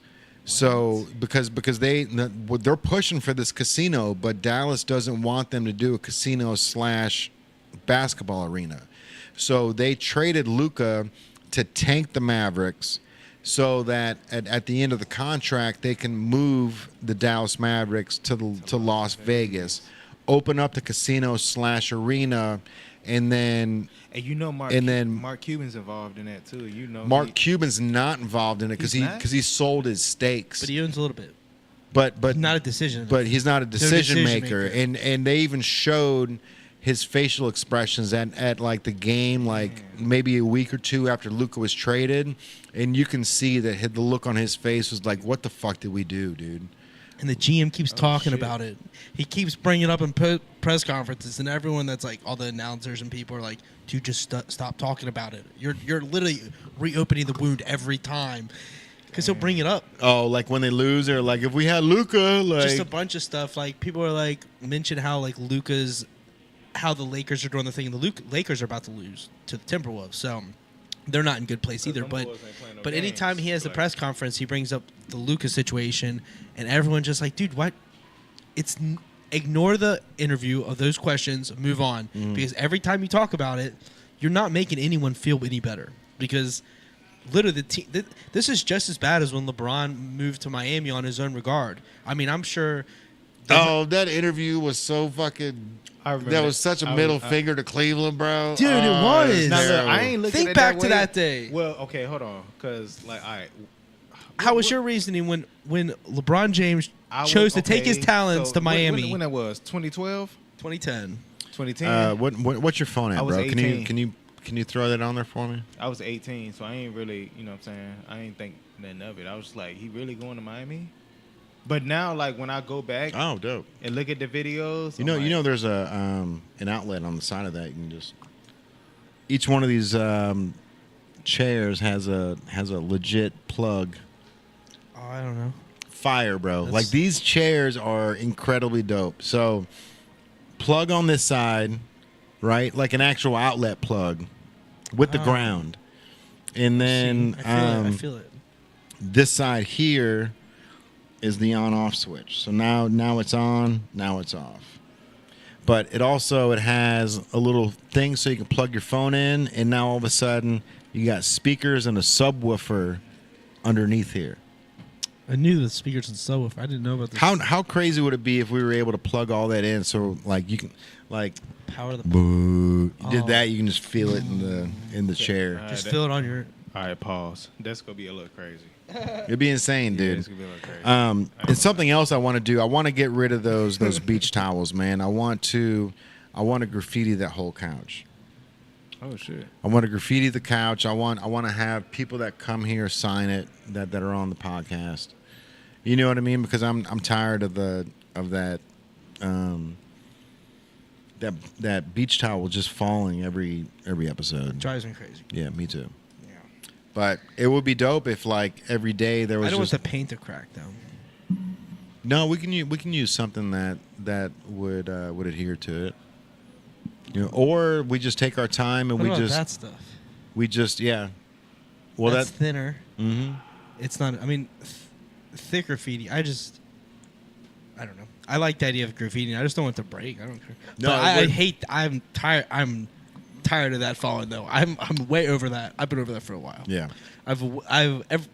When John had to fix it the other day, I was like, he shouldn't have to do that. Yeah. I literally thought about like John shouldn't be fixing that right now. Right. Shout out to John for beach doing towel that. But kinda hard, John though. G in the building. This beach towel hard though.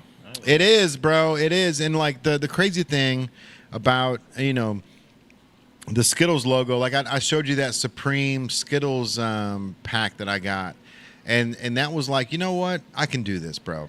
So I went in and like it's not as easy as you think. Like the white letters, native, there's a small hint of blue shadowing on every one of those letters. And it's the exact same shadowing that's on the Skittles logo. Same font, everything, man. It's like, when you go in there and you try to fine tune the stuff, it really just makes you a better artist, bro. Because like, I could do my own design and I can do like whatever I wanted to, but if you're trying to mimic somebody else's, like it's not as easy as you think. So being able to like get the exact same font down with the exact same shadowing and the whole nine, like it's, sometimes you got to pat yourself on the back and go, God damn, I'm good.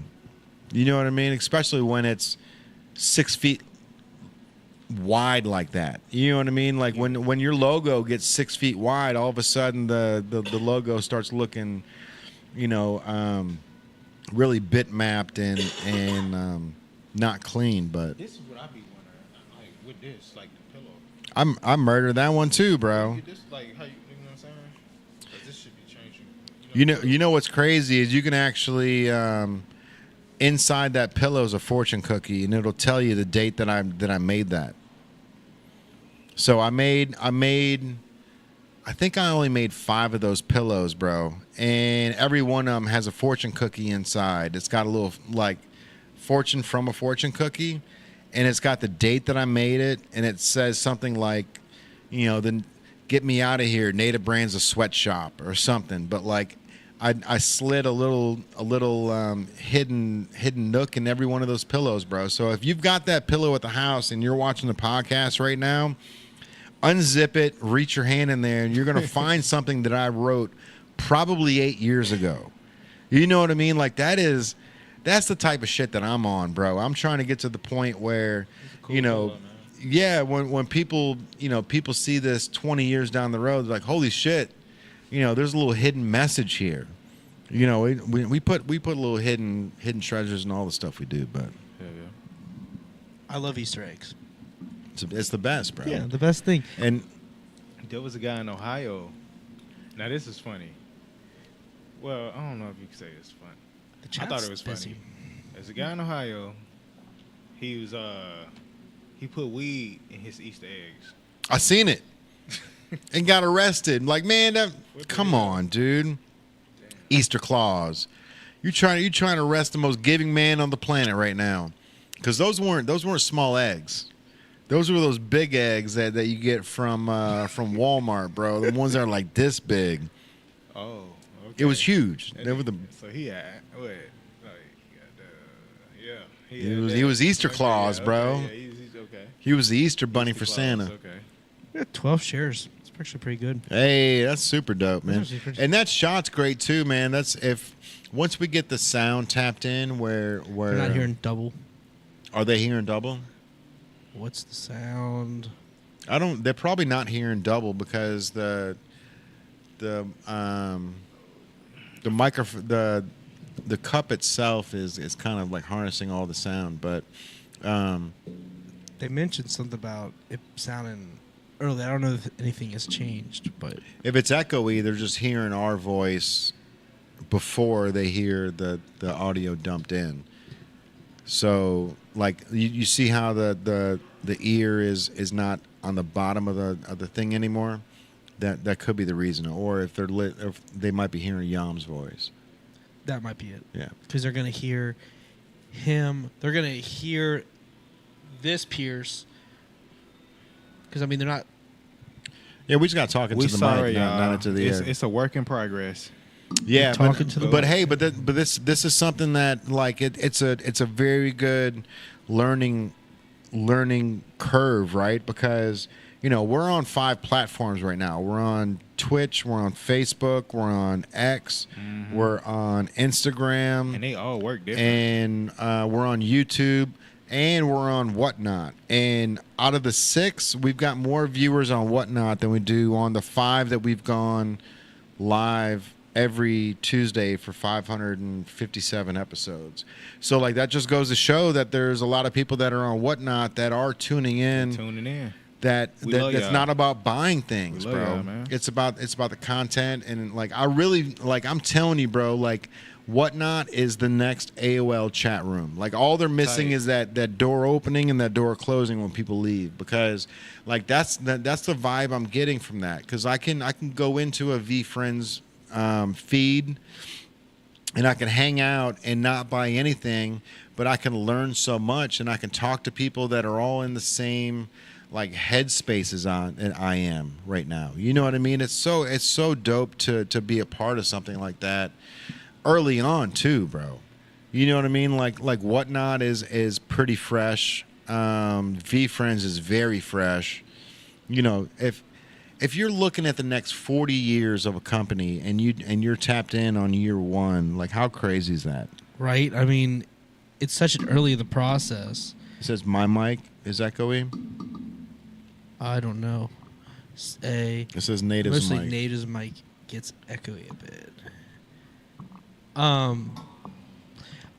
The thing I really notice about this early stage is the people that are a part of it right now are so inclusive.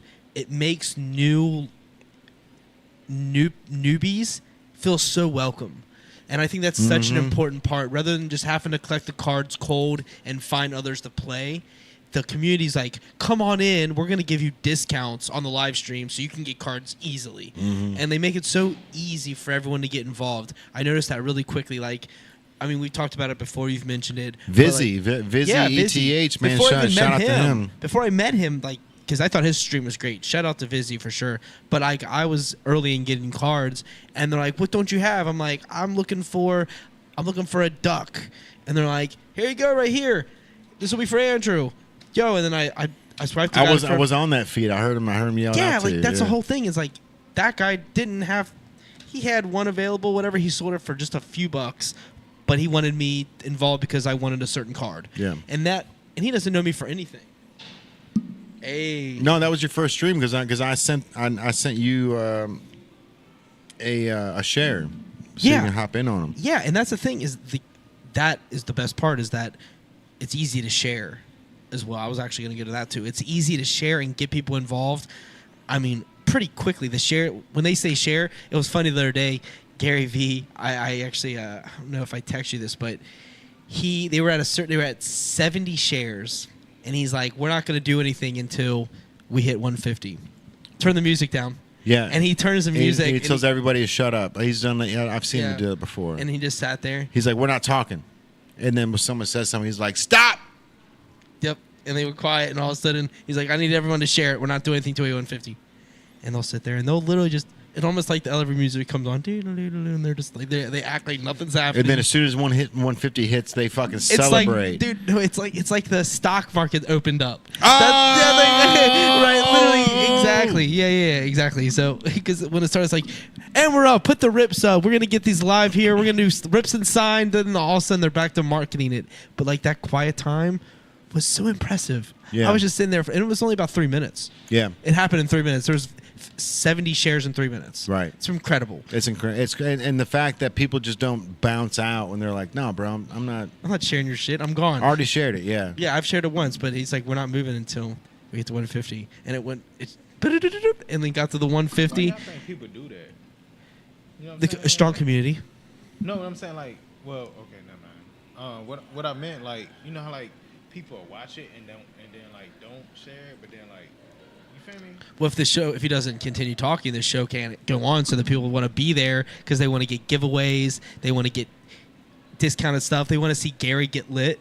Yeah. Like when Gary goes ham, that's one of the more entertaining things you can watch on any streaming platform. Like, nonetheless, it's on Whatnot of all places. He'll literally be sitting on IG. It's like, I'm gonna close out of IG. You guys better get over here.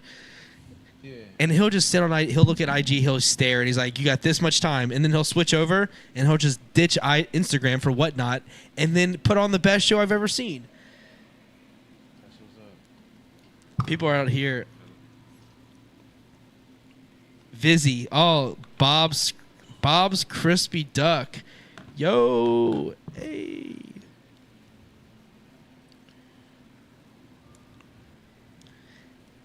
Appreciate you, Bob.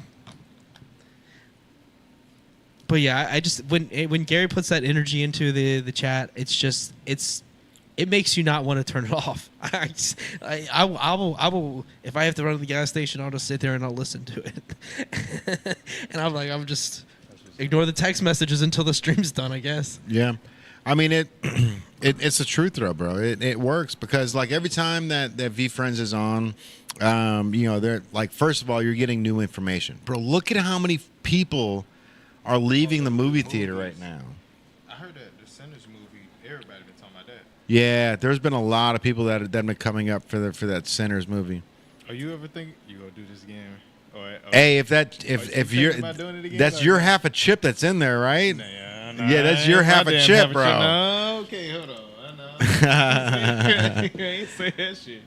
So Yam, courtside Kurt just pulled out the one chip challenge, and every year we would try that down here. We didn't get to do it last October because a 14-year-old passed away because of it the year before, so they never re-released it. But Oh, that's done. yeah, That sure. company went under. They had to. After that, or something. I'm sure the amount of people that sued them after one person gets sick, other people were like probably came out of the woodwork. I mean, I like it, You know what I mean? If it says on the box, do not eat if you don't like spicy shit, if you've got allergies or whatever, like there's definitely a way. You could put "do not eat" on the front of that. We sold it as a novelty because that's what we said. Yeah, it was the best way that we put it was a non-consumption novelty. Yeah, so that's how I framed it I mean, eventually you got to check IDs before you sell, because some of these kids be trying to come in here and buy it. I had a kid steal one when I was on the podcast. Damn. Yeah, it was when we had him over here in the glass thing. He popped it back up real quick, just scooted right out. Would You must have seen us do it. Yeah, for sure. Either like there's no way that he's got one of these at his house. There's no way. Would y'all ever do something like Hot Ones? Yeah. I would love to do hot one. Yeah. Yeah, I would. What you're asking? Will we ever do it? I will apply to do it right now. Like, would I ever? Not what I ever do. I'll go out of my way to apply. I mean, you've seen Andrew eat the chips, right? Like he eats it like a chipmunk. He just he takes his teeth and just like, you know what I mean? So he's like, it's the fastest way. and then he doesn't say anything, which is the trick. Like, so every time once he's like trying to swallow it, I'm like, "How you feeling, bro? Well, tell me what's going on. Tell me." There's the baby. And he'll wait till it gets down, and then he'll be like, "Not bad." You know what I mean? But it's like I'm trying to get the dust in your mouth down your windpipe. Because once it goes in your windpipe, you're done, bro. You're done. I don't want any of that. I learned. I had 4 tries, bro. I can get stuff right on the second try. Bro, the year that. that I threw it up in the parking lot, and then I threw it up right there where I parked my car, left, came back the next morning, parked my car there, and I was like, I'm gonna fucking puke. What is that smell, dude? And like my body right away was like, I don't like it. Whatever that smell is, I don't like it. And I get out of my car, and where I puked is now dry, but all of like the capsaicin or whatever was on that fucking chip is all just sitting there, bro. And like I could still smell it the next day. The first time I tried it, well, I ain't throw none up, but like I did have to go to the bathroom, and that told me up. You can feel exactly where it is in your stomach too, bro. Since we already talking about this, all right, you know what I'm saying? We already talking about this. So. Man, this motherfucker still ain't on. Battery pack's still. It definitely messed me up though. Yeah, You could bro. probably Because you plug can. that. You What probably plug goes that in in. must come out. You know. Take it out of the battery pack because battery pack might not have. No, it's still it's at 39%, but I don't have the plug-in to plug it in. It's the charger's tapped into the. But can you use the USB? You just take it out of my battery pack. No. This is like an actual plug. Oh, like a prongs? Yeah, Okay. with the ground on there. It doesn't have like a USB plug. No, this is old school. This is super old It's school. new but old. Because new to a lot of people. A lot of people be asking how much they can buy it for. I mean, how long has Sharper Image been out of business for? Sharper Image? Is that what this is? These are Sharper Image, player. How long is Sharper? Probably. Sharper Image design right there. Now you're impressed. That's a long time. Yeah. Yeah. There's probably. They made like clippers and trimmers and stuff, right? They made did all of everything, yeah. all the dope shit, bro. Probably 10 Every years. futuristic item that you ever wanted was there at Sharper Image. Yeah, for sure. I'm surprised. I didn't know these were Sharper Image. It's Yeah. great. I would never have thought this was that. That was the last company I would expect GE or some kind of. Right. You know, I didn't buy them from Sharper Image. I bought them off of Craigslist, but I did. Were they nice when you bought them? Were they used or heavy or what was the condition? They were pretty much brand new. It was some guy had a movie theater in his basement and had 6 of them. So I bought 3, Nice. and I think I got 2 ottomans. This is one of the ottomans, and actually, like, you open it up and it's got storage in there too. But at the time, I had my apartment and I had 2 roommates, bro. So it's like we don't need a big couch so we can all fucking snuggle in together. You know what I mean? Like let's do this. So we bought 3 of these and we had all 3 of them lined up. And then I bought that projector that was a 14-foot wide projection screen TV. So I had like a little movie theater in my house with these, and they massage you and shit. So we're sitting there, me and my buddies, just yeah. Like they've got massaging here. The black part are speakers. There's a subwoofer underneath, and I think that's it. Yeah, and then this here's got a sound, so you can actually like play music and shit. Fire, bro. It's impressive, man, for sure. And I've had them for such a long time too, bro. Like, shit, I've been married 7 years, right? I think, yeah, going on 7 years. That's crazy. Hell yeah. Let's go. Hey, shit. Just staying married and fucking keeping it running, bro. Got my blinders on. I'm trying to blow up and act like I don't know nobody. That's I don't know what that's from. that is Riff Raff. Yeah, that is. Yeah. Riff Raff. Riff I Raff. took photos of him Damn. Oh yeah, at Thompson House that's dope, dude. on my multimedia.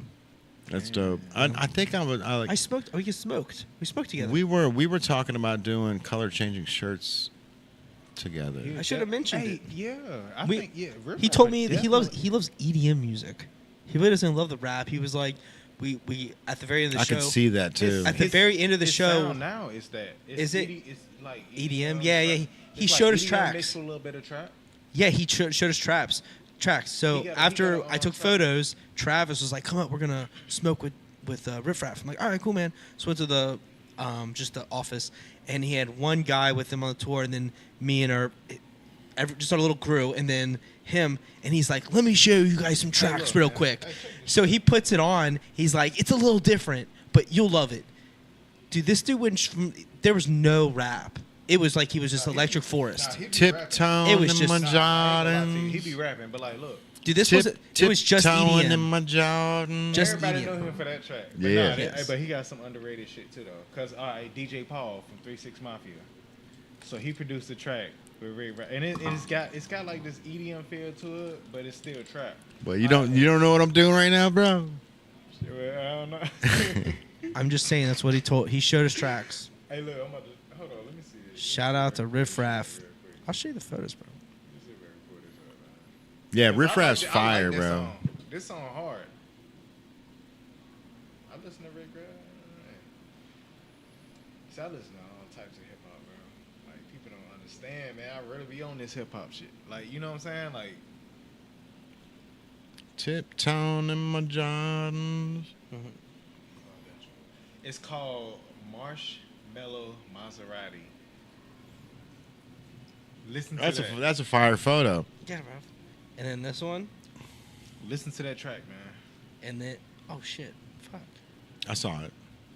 And then I had one. He was FaceTiming on some girl's phone, Oh, dope. and then he took her phone and she got the. I don't know who was on the other end, but I got that photo. The placement of that last one was fire. It was like perfect with the two lights up in the corner. Yeah. Bro, they just let me do anything there. Once take photos. Did you see that the Thompson House is going to have what was it, a podcast studio, an artist studio, Yeah, it's a creation. creator studio. Yeah, Okay. I met the guys that are doing it. They came in here, that are running it. They were trying to work with us. Oh, nice. Yeah, So is it going to I be? followed them on TikTok. It's going to be like one of the rooms in there. I think multiple rooms. Multiple They have like What's they called? 3 or 4 different rooms that they're going to use as like a creator station. But they're also going to host shows that are going to rent out a system instead of the system that was there before, which people said it was stolen. Apparently, it was not stolen. That was just all not real.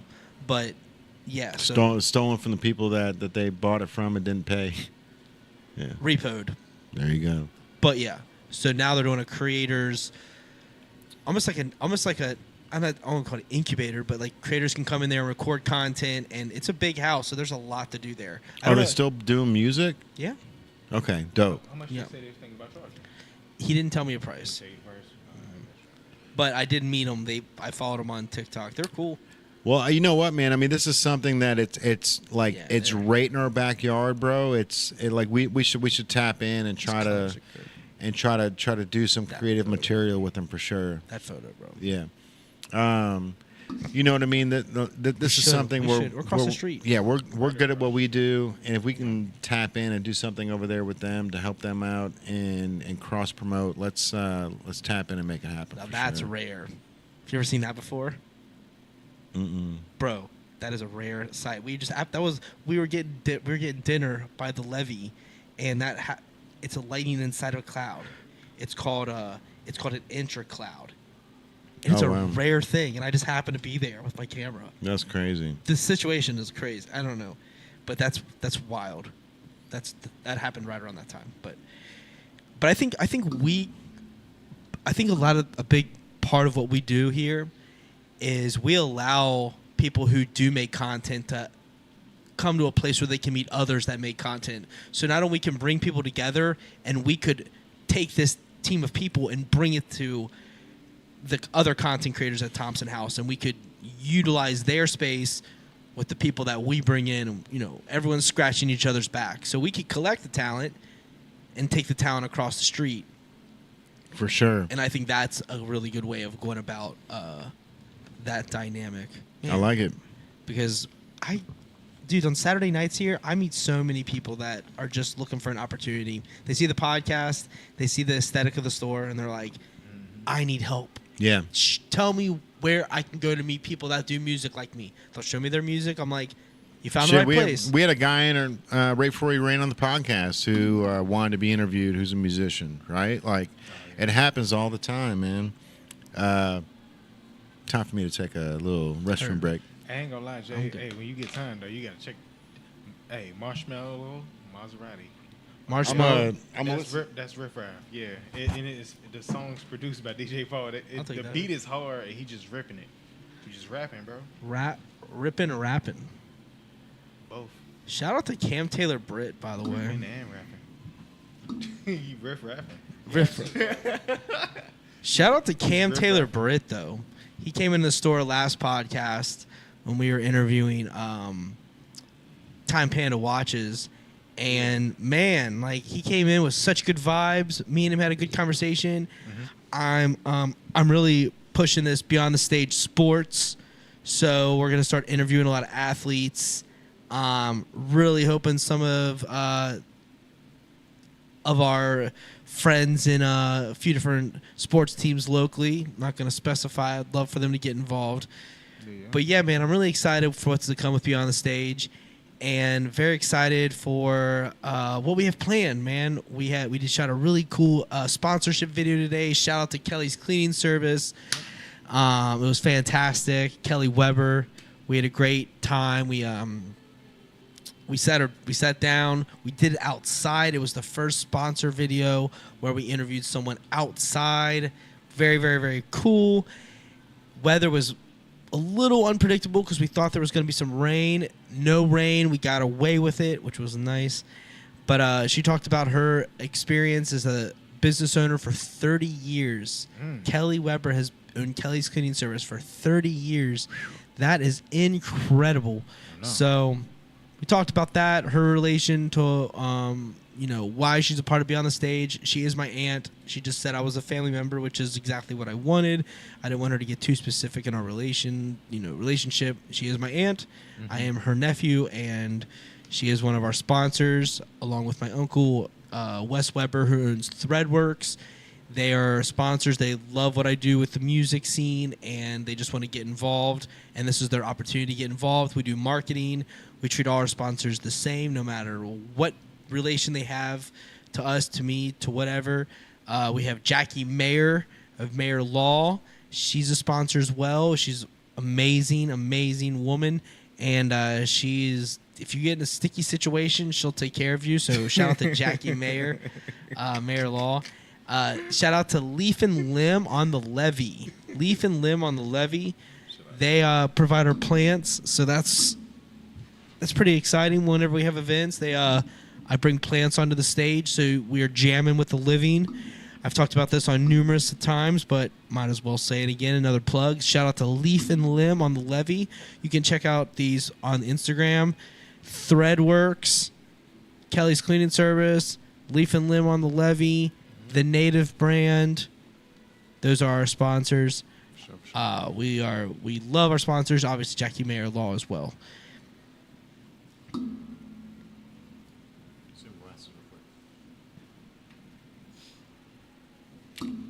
Nice. Yeah, so definitely huge shout out to Kelly Weber. We had a great interview today. She really spoke from the heart. She loves her family. She loves getting involved with her family and bringing her family into her business. Yeah. And I'm very thankful for what she does and how she does it. And I'm very grateful for what she does and how she does it as well. So shout out to Kelly Weber. Shout out to Wes Weber. Shout out to Jackie Mayer. Shout out to Olivia Store and all the Leaf and Limb team.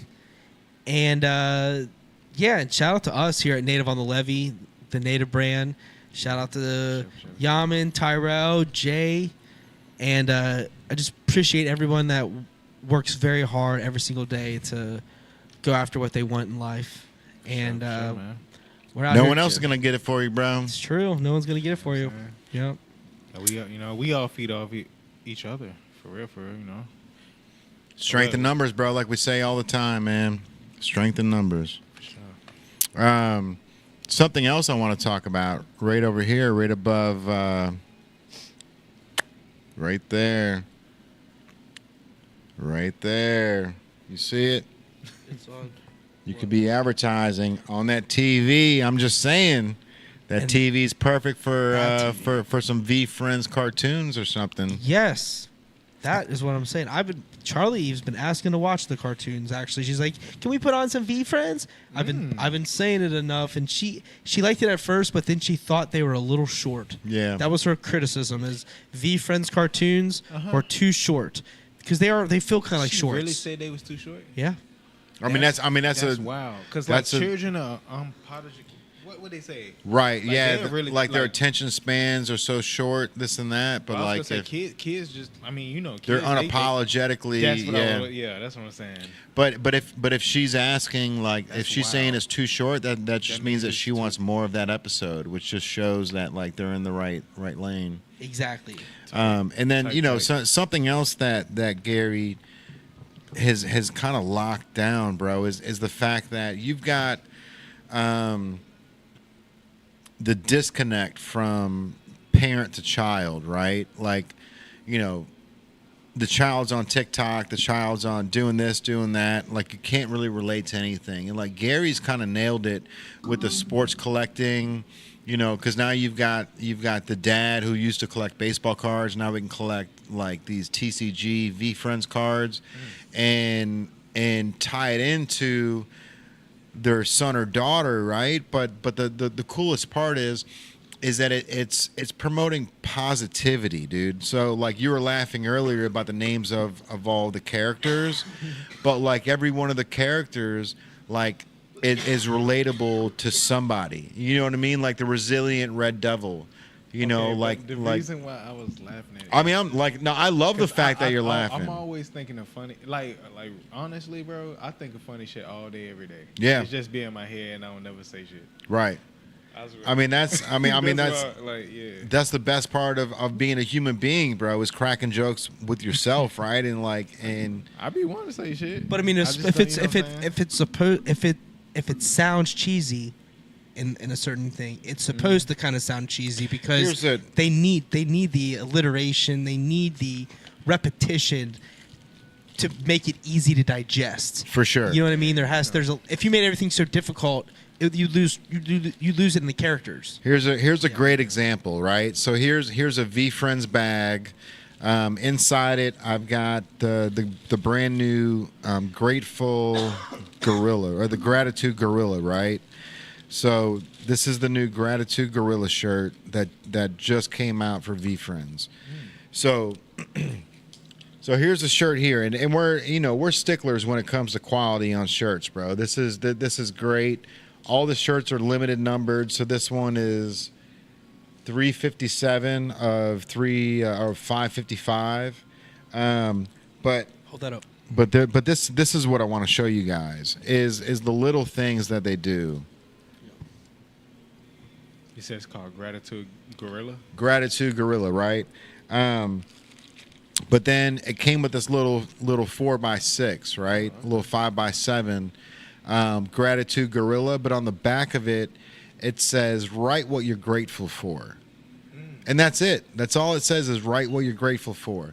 But like it's the positivity behind the message, bro, that's gonna shoot this thing into the atmosphere. You know what I mean? Because of the fact that he's pushing positivity, he's pushing hustling mentality, he's pushing be resilient, be that punching bag. You know what I mean? Like, and it's little things like this that go so much further, bro. Because like this is just a 5x7 postcard, but being like write what you're grateful for, that creates a story behind the Gratitude Gorilla. You know what I mean? And it's like that with all 250 characters. So every character that they come out with has some sort of relatability to it. You know what I mean? Whether it be the fairy, what's the fairy's name? Fearless? The Fearless Fairy. Fearless Fairy. And see, and you know what? All right, so this is another reason why y'all need Riff Raff. Because if you listen to how he do his lyrics, he do it like that too. Oh yeah, the fucking Pink Panther, the orange orangutan, whatever he fucking did, like the Marshmallow Maserati. Yeah, no, he's. That's what I'm saying, bro. It's funny, bro. Yeah, he's like you know what I'm saying. He's a genius, bro. He's a genius. You know what? Out of everybody that was on that show, including Farnsworth Bentley. Okay, I know about Farnsworth. That's the dude that had the umbrellas. That was Diddy's guy. That was Diddy's go-to guy. Yeah, like there's nobody from that G's the Gents that has made anything of themselves other than Riff Raff, bro. I think he was in Hitch too. Hitch, the movie with Will Smith. Oh yeah. I think he was in that. I don't know. Yeah, I think he had a little cameo in that. Yeah, was he? Yeah, I think he. Yeah. But you know, you feel me? That movie was everybody funny from G's the Gents, man, like no one has done anything, and people were even ripping on Riff Raff because he got the MTV tattoo on his neck during the show, and everyone was like, "What are you doing? You're an idiot!" Like.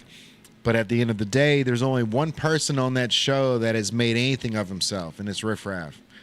Like, big shout out to that dude, bro. Like the what do they call? What does he call himself? The neon. The neon. Damn, hold on. He has something. It's something like The neon Don. What like? something like that. Yeah. It's something like that. You know what's crazy? He inspired me to when I Get on the mic. There when I it is. did the Kick and Flame He's on the mic. project. Yeah, he yeah. kind of inspired me to do him, and he inspired me to do that. And it's this girl named Snow the Product. Snow the product. Yeah, All she's right. sweet as hell. If you listen to her rap, I swear, you like what? She can spit. Yeah. Yeah. All right, And so I was it's- like that's what inspired me to do like Kick and Flame. That's tight. I swear. Yeah, you do have a big array of I listen to all music. like, Yeah. Oh yeah. It's my dad's fault. That's tight. I don't know what they call him, bro. I thought I had it, but It's my dad. I was looking and for my uncle. comments. They had, you know what I'm saying? They got a big catalog. My dad used to have binders. Let's see, I think my You know what I'm phone. saying? Like, Let's see. he got Still ain't all on, the bro. albums. Every album you can think of. How's it Curtis not on? Blow. All It's still at 35%. Is this just? Oh Lord, it's Try 9:57. the Man. other It's side. about that time, bro. You want to go ahead and wrap up in the next 3 minutes? We can do that. That's cool. Well, let's. All right, let's figure out. See, we talked about the draft. We talked about VeeFriends. Everybody on the whatnot, I love you guys. I appreciate you for sticking around and being a part of the whole thing. I think I really want to be able to go on whatnot at least 2 days a week. Tuesdays are kind of tough because we typically have a guest that comes in on the podcast. And last week he showed up at like 5:30 for a podcast at 7:30. So we were kind of like pressed for time to do anything. But we need to lock in 2 days, whether it's Monday and Wednesday, Tuesday and Thursday. Well, I think Monday and Wednesday would be a good day because that's you're here both days. Tyrell's here both days. No, Tyrell's not here on Wednesdays. No, he usually pops in though because you got Charlie, so usually tries to come in and see her. It's up to him, but he's not here on Wednesdays if he's not required to be here. No, for sure. Yeah, but will be here. I mean, Mondays are good for a lot of things, Yeah. and rarely there's anyone like there's nobody on the levee. It's Mondays is crazy down here. We need to do this Monday madness and get people down here. Monday Madness. Okay. nice. Something, bro. Mondays is just it's one of those things where people go through the weekend, they get everything out, and then Monday comes and it's just like there used to be service industry night. There's nothing like that. What if we set the whatnot camera right here, aimed at the whole store instead of just the counter, Register. right? And then we walked up here to sell things that we want to pull out of the store, but then let people walk in and be a part of the whatnot show on the Monday Madness. So the whole Monday Madness, the creativity behind the madness is we've got shoppers in stores. So, the FOMO thing kicks in because if this shopper's looking at that last hat, Yeah. I mean, we're as soon about as to be done with one of the as soon as they put it down, we Yeah. can try to sell it on whatnot. that's Splatter with the 859. I think it's like one more. Yeah, That's yeah. it. I've got a list of 513s too that we need to run through that are on the counter because we've got to get those orders in.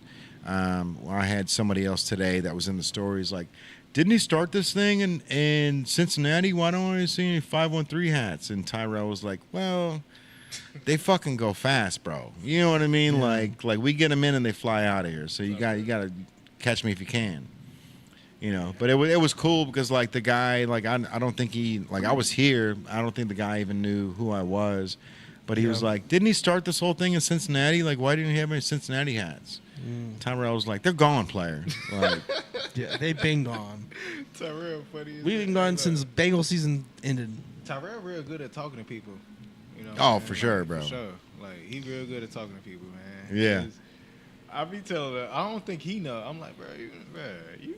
Sometimes he's too good. Sometimes bit, yeah. Sometimes he he get talks to him as they're walking out the store. It's get a little like, bit bro, carried away. you just talked yourself out of a sale. I was just saying that, was I not? Who was I Nah, just? but nah, hey, I was this- just this my saying brother. that. Hey, it's my brother. And it man. wasn't to you. I see the skills he got, man, and he really good at talking to folks. Though. Yeah, Hey, right it's out the just, you know what I'm store. saying? Sometimes he could, get carried away. Carry him right out. But nah, you know what I'm saying. But you get the know what I'm IG. saying? It's all good. Yo. No, man, I have had so many times that I've had people or like even like Google reviews talking about how awesome the staff is, and like that's the best part A lot of compliments on of what we do, man, is the fact that like I tell Tyrell, like, bro, you don't know which one of these dudes has a milli in their bank, right? Like, and you got to treat everybody Jay-Z said that. as if they're your first like your the next big thing, bro. Because you don't know, like one of these, especially being so close to Procter and Gamble, being so close to GE, like there's people that come in here all the time that can change your life, that can change our lives, that can come in here and you just mentioned the hat vending machine, and all of a sudden they're going back to the house going, I need to be a part of it. You know what I mean? So it's like you got to treat everybody as the churn that's gonna turn the milk into cream. You know what I mean? So the mouse doesn't die in the cup, bro. Do you understand that? Like a mouse that's in a cup of milk. Like there's two options. The mouse can either drown in the milk, or the mouse can kick its feet and kick its legs so much that it churns that milk into something that it can climb itself out of. We was, you know what I'm saying, we was taking our walk, and he was talking about, like how you was talking about the hat vending machine. And he had some ideas, some real good ideas. Yeah. You know what I'm saying? I'm gonna let him, Bro, let him I mean, talk to you about it. here's- Like, it was some real good ideas though that he had. Here's the thing, bro. Like Bro, I ain't gonna lie, bro. Tyrell and Andrew were so close to the flame when it comes to the native brand that they see things that I don't see. You know what I mean? And it's like when Tyrell comes in, he's like, where'd that shirt go? Where did that Dallas shirt go? Or where did that green Irish shirt go? It's like, I sold it last night. But it's like, it's the fact that him and Andrew know the entire layout of the store, to the point where if a shirt is missing, they go, where to go? You know what I mean? Like, and Tyrell's got a million good ideas, bro. It's just, we got to make sure that we've got money behind it to back it, or we got to make sure that we're taking the steps in the right direction, that we don't trip over our own feet, man. Because, I mean, we're in this situation right now, bro, where Gary Vee's talking about it, where, we've got Monday through Friday is dead when it comes to shopping in malls, right? And it's the truth. Like, we're here. I work Monday through Friday so we can offset the payroll. You know what I mean? So, like, Gary's like, online shopping is going to become a normal thing where you're going to be in stores and people are just going to be online. Like, they're going to be slanging the clothes online. And we need to be the precipient. We need to be the first of it, because it's adapt or die at this point, bro. You know what I mean? And I don't, like, the store is so cool that if more people saw it, more people would show up. That's it. That's all we need. We just need more eyeballs inside here to show what we're doing, because everything that we're doing is so beyond the norm. You gotta double down on content. Double down on content, bro. Like, maybe we go 3 days a week on whatnot. Monday, Wednesday, Friday. Certain type of videos, certain type of videos we put together. I mean, we can do that too. Like with whatnot, we can split the screen where, hey, we got Yam on the podcast. Here's Yam's new music video, and we can pop it up on the bottom half. It ain't gotta be nothing like that. But it could be, because there's strength in numbers. Because if people see that you're not just another person on the microphone, that you're an artist, that you've got all this stuff that you're doing. You know what I mean? All of a sudden, you become a popular character in the story. You know what I mean? Andrew becomes a popular character in the story, and all of a sudden, there's strength in numbers, bro. Like Andrew and I say it all the time. We're only as strong as our weakest link, right? So if our weakest link is down here, I definitely see and that. Andrew and I are here, we're still here. Like we've got to get that weakest link to here. You know what I mean? Then we got to get that weakest link to here so that we can all be on this level. I think where we at, for real, like, man, you know, like. Bro, you're gonna have to get in front of that microphone, and you're like you you're really also say you're also this? covering the. Okay. So slide this way a little bit because Whatnot is just seeing your back. There you See, go. This conversation is like to have off camera, but Nah, let's roll, bro. Bro, I give thi- us I thi- I give us think- the I think tea, what we- my friend. where we at? You know We what I'm saying? thirsty. Just make people feel good. You know what I'm saying? Of- Like we you know what I'm saying? Does it work? Like make funny videos. Make you know what I'm saying? People feel good. You know, everybody's stressing, and you know we don't know where the hell the economy going because of all this. Like you know.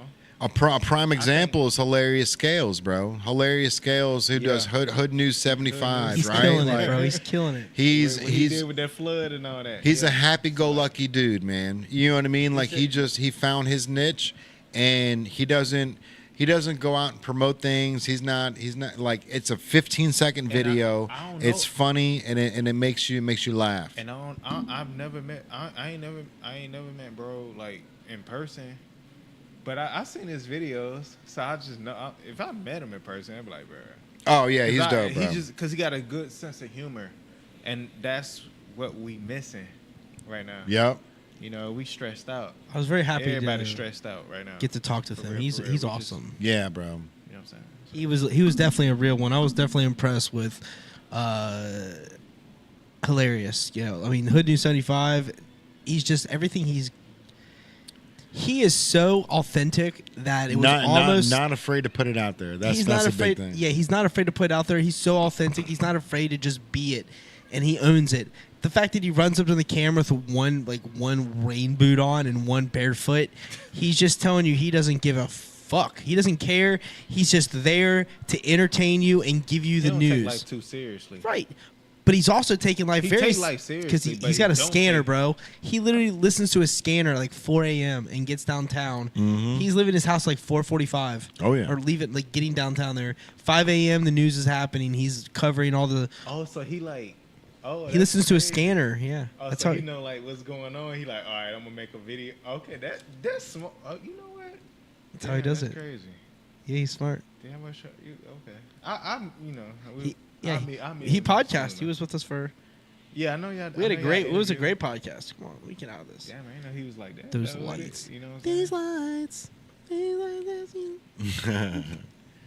They keep turning off. You But know see, what? like, I think I don't know how long it is. I think it's 20 minutes, but it feels like it's a lot longer than 20 minutes. Me and my boys Yeah. like before music, like we was doing skits. You So, do a like, lot of I skits, bro. I understand, like, you feel me? Like, I like making people like feel good and laugh and shit. I swear, I used to do skits a long time ago, music bro. is just an extension. Like back with high 8 cameras.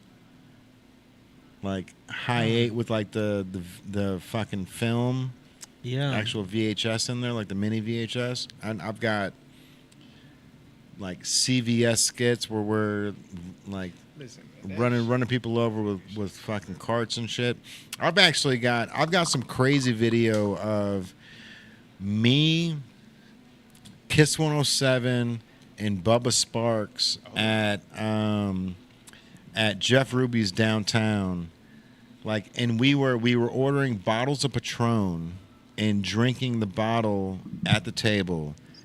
It was, you know how like Jeff Ruby's is like, you sit That's- down, like 4-course meal. Like we were idiots, bro. Like I'm walking around Jeff Ruby's with a high 8, the handheld camera, and I'm recording everything because I'm documenting things for Kiss 107 at the time. Okay. And I've got like we're all taking shots of Patron, and I've got Bubba Sparks looking at the camera going, Yo, Jamie Presley. You know who Jamie Presley is? Yes. Do you know who Jamie Presley is? She's Joe Dirt. No, was she Joe Dirt? That was her, right? She was in the beginning of it. She wasn't the main girl. Anyways, he's looking at the camera. He goes, Jamie Presley, I would love to fuck you. He's like, just give Bubba Sparks a chance so we can make it happen. I'm a tear it up. And I'm like, this is fucking gold, bro. Like I've got gold in my hand, and we're at Jeff Ruby's of all places, just wowing out like this with a high 8 camera. I'm gonna check in here. So I'm looking on Facebook. I think Facebook had our most views though, for sure. Oh, is that what they're saying? Oh, you're on Facebook and you're seeing everything. Facebook. I mean, my video alone had a bunch of shares. Okay. So people be paying attention on Facebook. So we're gonna have John G out here on Facebook, whatnot, and Instagram, commenting on all 3. Right? That's gonna be the way we have to do it. I mean, I think so. It's gonna definitely help us to have someone A comment. moderator on all 3. Yeah, because. Hey, my phone's turned on. Good. Oh shit. 44 missed calls from Kaylin. You lying? There ain't no way. No, you bullshit. No, I did get a text message. Let me see what it says. Damn. Okay, I'm on 8. Okay, 83 ain't bad. I'm good. What's going on? I was checking my battery percentage. You gotta check your battery percentage, man. Sometimes you never know. Man, You on 95? Turn around. I've been on 55. my phone's been dead for the past 45 minutes, bro. Finally turned on. Is at 1%. Oh Lord. But hey, that 1% be strong as hell though. Man, That's the strongest I don't want to 1% do anything to it. ass I don't want to mess it up right now. All right. So, is there anything else we want to talk about? Today is it's the end of April. So May 10th, we're going to be in Grove City, Ohio. So, for anybody on Whatnot that's still paying attention, what are you doing May 10th? What is that? A Saturday? It is. I'm gonna have to look that up. So My we've dad's got. birthday is May 18th, so I know for sure. Don't reach out to me. All right, so May 10th, Andrew, myself, I'm Jay, if you guys don't know who I am, and John G. We're all going to head to Grove City, Ohio, just outside of Columbus, where we are going to meet Gary V at Card Collectibles 2. It's from 12 to 3 p.m. On Saturday. So that's about an hour and a half drive for us. We're gonna bounce out there, and we're gonna have a bunch of those. I should have had them in hand, man. The Brave Blink cards. The only thing I wish I would have done with those when we were talking about it was I wish I wouldn't have put VeeFriends in the box above it. I wish I would have just like the back of the card. I didn't put VeeFriends. I put May 10th, 2025. I wish I would have put May 10th, 2025 on that instead of the VeeFriends. Like I understand that you like the idea of the Mad Friends. Yeah. But like I don't want to make it look like we're trying to make a second version. Sure. But I wish I wouldn't have made it look like we're trying to knock off what he's doing. You know what I mean? Because that's gonna, like, there's gonna be when I hand this card to Gary, there's gonna be "Are you fucking kidding me?" moment in his head. Like as an entrepreneur, as a business owner, as an IP human being, he's gonna look at this and go, "You are you fucking kidding me?" You know what I mean? So Sure. right away, we're gonna have to let him know, like, we're not selling these. We're speaking this into fruition. Like if you flip the card over, it says planting the seed, because we're trying to plant the seed for this. Yeah. You know what I mean? This is something that I've created this character back in 2016 after I lost my eye. So it's not like this was just put together just randomly. Recently, Yeah, like this entire store is built for Blink. You know what I mean? But We'll see, bro. We'll see. I'm excited to be a part of Grove City. I'm excited to be a part of the VeeFriends community. We've got there's strength in numbers, bro. And like every time I get onto the Whatnot VeeFriends, like I'm on Whatnot more than I am on Instagram right now.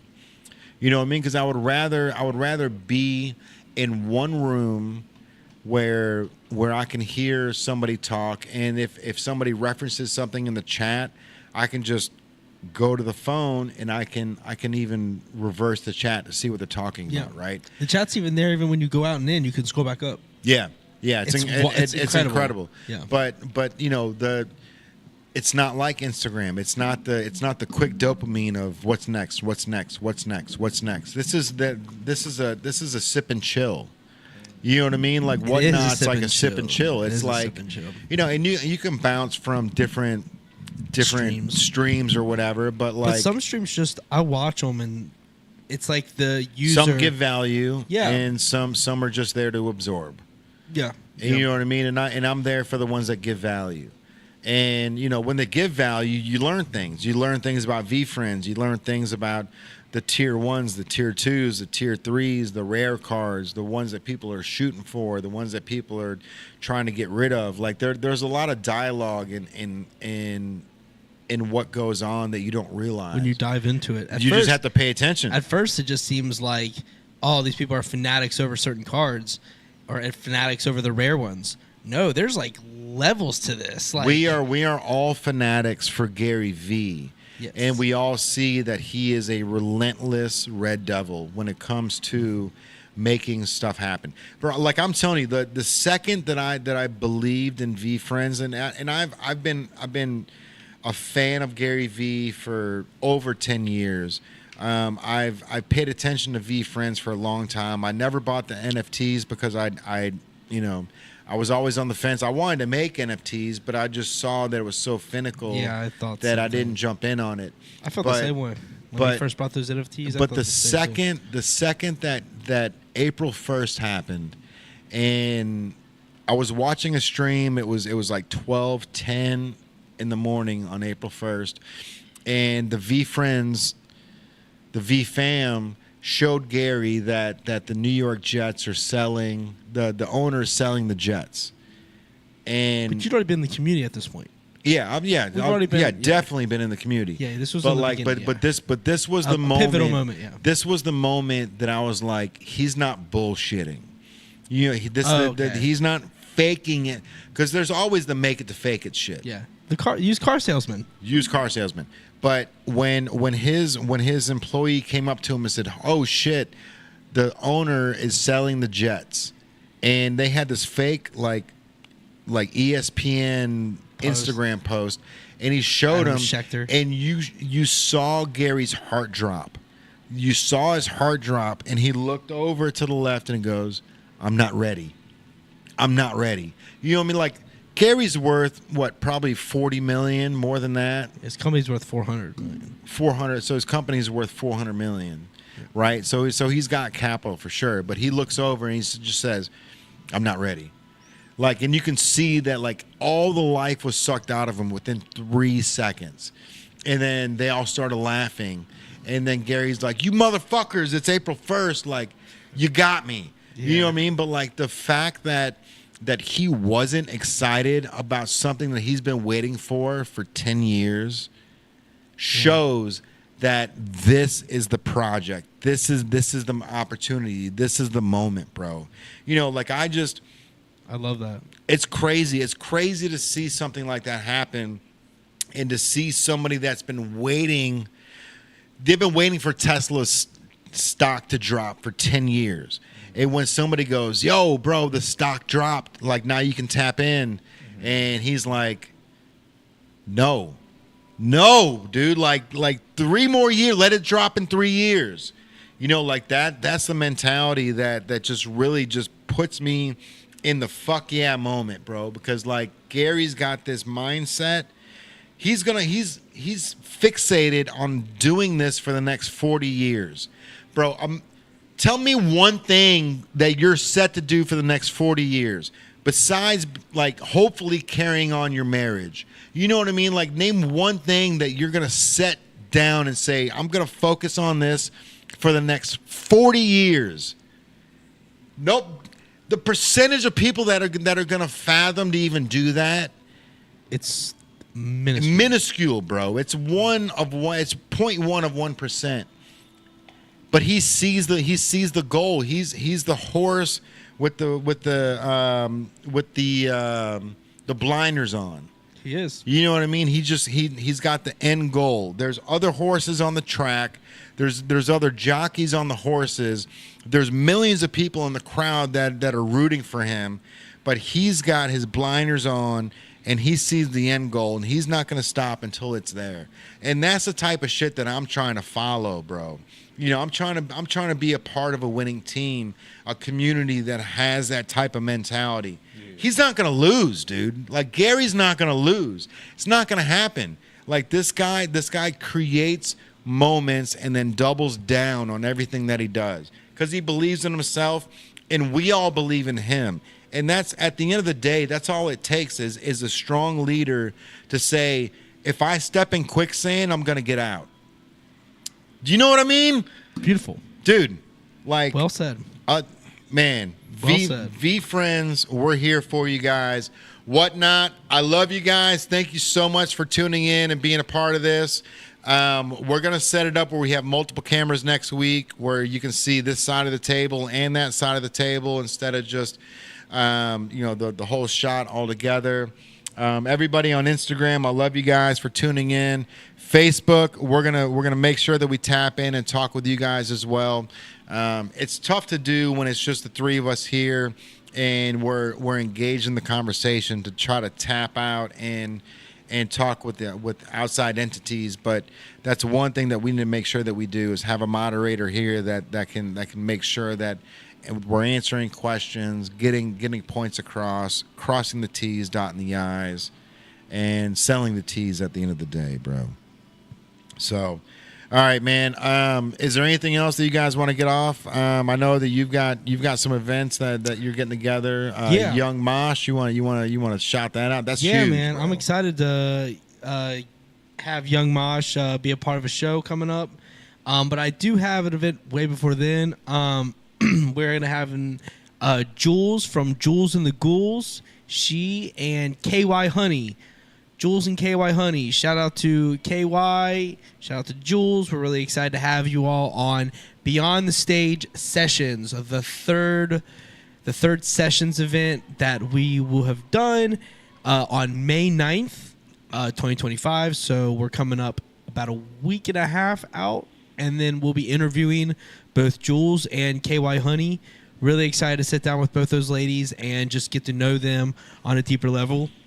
I know KY Honey, she actually was in Deuce's music video that was shot in the lab, and Deuce's was on Beyond the Stage back late last year. So shout out to Deuce's as well. He was a part of one of our Sessions events when we had Monty C. Benjamin on and Kyrie with BTB. Loved those guys. They were amazing. Their performance was top tier. Check out everything we're doing at Beyond the Stage live. Look at this. Hey. And That's KY Honey. Deuces. Yeah.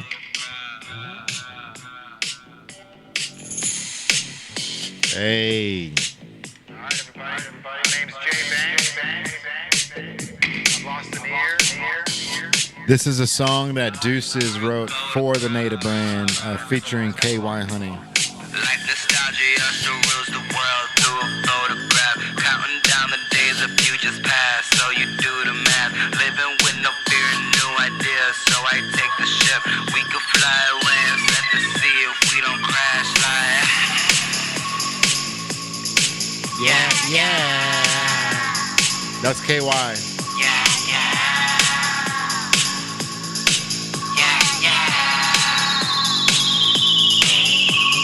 Like nostalgia still rules the world through a photograph. Like nostalgia still rules the world through a photograph. This right here is my favorite line. Bring 'em back a trend. I can make it new. I'm a native brand. Breaking all the rules. I can't live by any status quo. That's just not the way. Catching dreams because they're everywhere. Better underlay. Open wide. Open up your eyes. Let it manifest. Hold the sign. Hold it in the air. Till you see what's next. Move, baby, move. If you know how to move, baby, move, baby, move, baby, move, baby, move. Life nostalgia still rules the world through a photograph. That's just fire, bro. Down the days of futures past, so you do the math. Living with no fear and new ideas, so I take the ship. We could fly away and set the sea if we don't crash like. Yeah, yeah. Bro, that shit's, it just sounds like the Gorillas, right? Like the 2000 early 2000s Gorillas type beat. Like True. Deuce is just killing it. So the guy that wrote and rapped that song, Deuces, he is one of the on-air announcers down at the Cincinnati Reds and the UC Bearcats Stadium. So the guy that's on the Jumbotron trying to get you to win free tickets, that's him. Yep. So shout out to Deuces, shout out to KY Honey, shout out to AI, shout out to Courtside Yaman. Deuce, man. We've got so much talent in here, bro, that we really just need to keep tapping away online. Keep doing this on Whatnot because of the fact that, like, I really feel like the Whatnot community is going to be the one that's really going to adapt to other personalities that are inside the community. You know what I mean? Like shout out to Frodo, Whiskey Jack, Cassie G. Like, there's so many people that are in this community. Old Sailor, like that. They're always checking in, and they're always just like, it doesn't matter if it's our video or somebody else's video. That like they're on supportive. it. Bro. They're on it. It's a legit community, and you know, at the end of the day, bro. Like if you're depressed. This is something that nobody talks about. Like, if you're depressed, if you feel like you've got nobody to talk to, if you feel like you're an outsider, and if you're in a depressive state, like, honestly, like come to the VeeFriends community. Like, go to Whatnot, just type in VeeFriends, just be a part of it, because there's so much humbleness that goes on there that you're gonna feel like you're a part of something. It doesn't matter if you're in a wheelchair behind a computer that you can't even leave the house. You know what I mean? There's so much love and compassion behind the VeeFriends family that goes beyond a trading card game.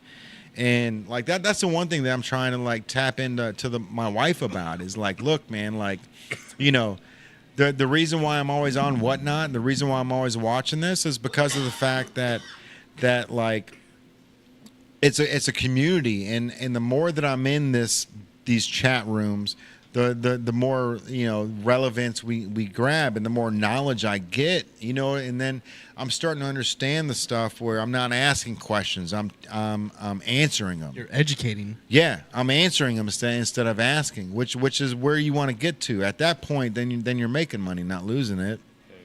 So, I think Andrew wants to sign off on some gems that he's got. Bro, like I show that alien miscut, because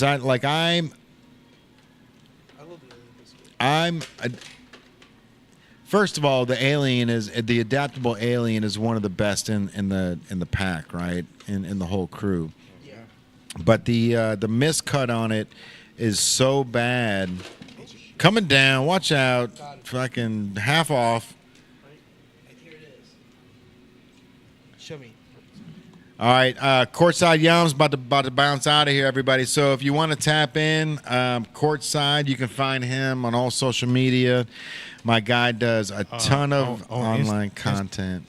Instagram is courtside_Kurt, and on like Snap and all that stuff, you know what I'm saying? Just yam.92. I still got to change that name. We got you. You know what I'm saying? Yeah, well, man, we'll make sure that you were trying to get the whatnot set up. We'll make sure we get the whatnot set up with your name on there too. So next week you can tap in and be a part of it, bro. Because this community's fire, bro. I'm telling you, you see how many people are tapped in and checking in over there, and it's, we still got a squad in here. Yeah, and that's the thing, man. Is like we didn't even set it up with the right technology for them to hear correctly. Yeah. But they're still on there when they can go over to YouTube or any of the things to check it out. So let's get a 1 in the chat. If you're listening, let's get a 1 in the chat. Hey, Gary V style. Let's get a 1 in the chat. All right, courtside chat. Kurt, I appreciate you, y'all, bro. Man. Thanks for tuning in. Are you man. leaving right Kicking it now, or with are you us. just running to the restroom? No, I got to head over the bridge. You're bouncing? Okay. All right, bro. I love you, bro. Appreciate you being a part of it, man. Sure, man. I'll see you either tomorrow or Thursday for sure. Oh yeah, for sure. All right, man. All right, man. Love y'all, man. Love you too, bro. Have a good night. Vizzy's in the chat. Be He safe, say man. Vizzy. Enjoy your night, Where's man. shout out, bro? Hey, show him real quick. Show him the box. Vizzy ETH. Let's go. Thank you, my friend. So that was the box that you sent me, Jay Banks from the Native brand. So you sent me that box, but I grabbed it for Andrew Eisler because we both been collecting the VeeFriends cards, and my box was about full, and he had a little cardboard box that he's using. So I was like, I'm gonna give him the box, so he can store his cards. But then Vizzy pulls through and he's like, look, man, I'll go ahead and I'll send you a decisive duck and a box. So you've got a box and a decisive duck that he sent for you for free. Is that what you told me earlier?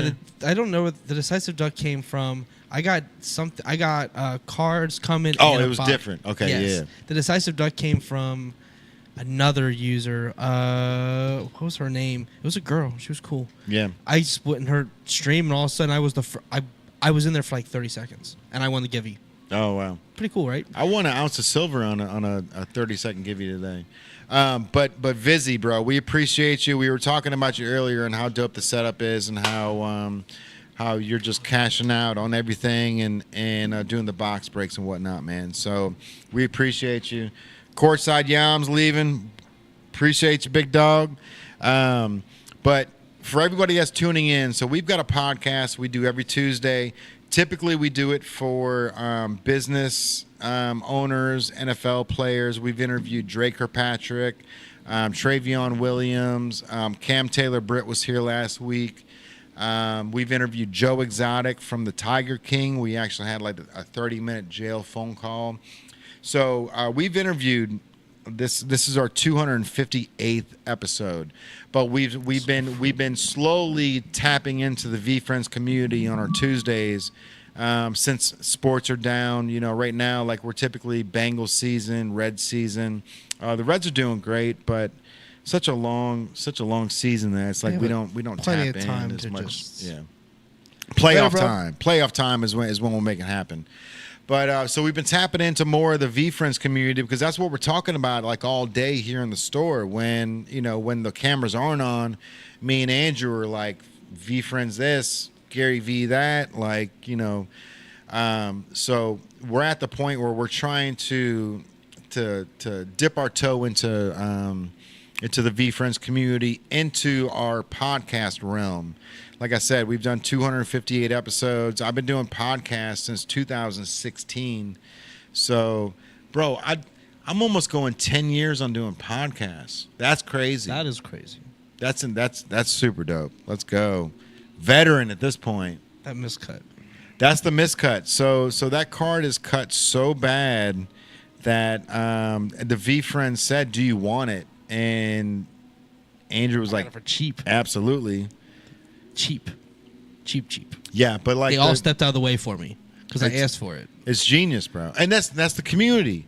Like if somebody says like I need the adaptable alien pin, right? So like all of a sudden like the community doesn't jump in to like outbid you on the Yeah, shit. to take everything. It's what and it's like as long as it's cool with the person selling it, it's incredibly cool for the community to be able to get things that they don't have. That's how I got this especially one. for like Vizzy. Vizzy's just like if you've got a card that you don't have, like message me the card and I'll let you know. You know, like it's Yeah. just one of those things. So it's incredible, man.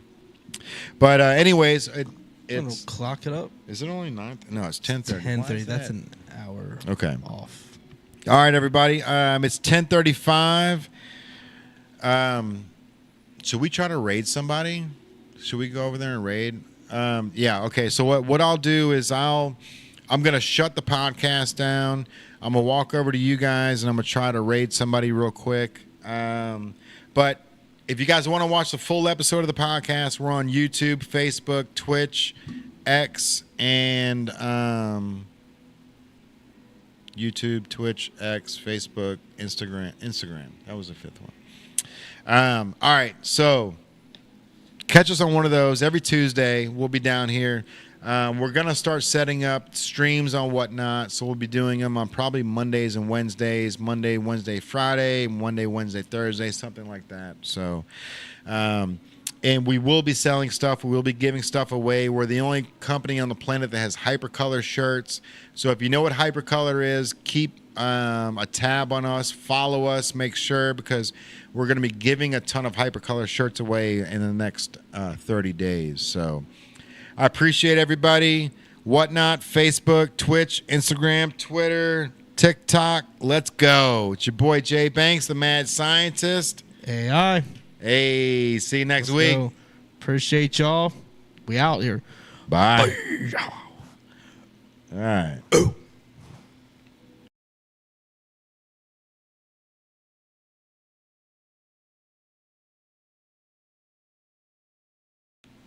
John G.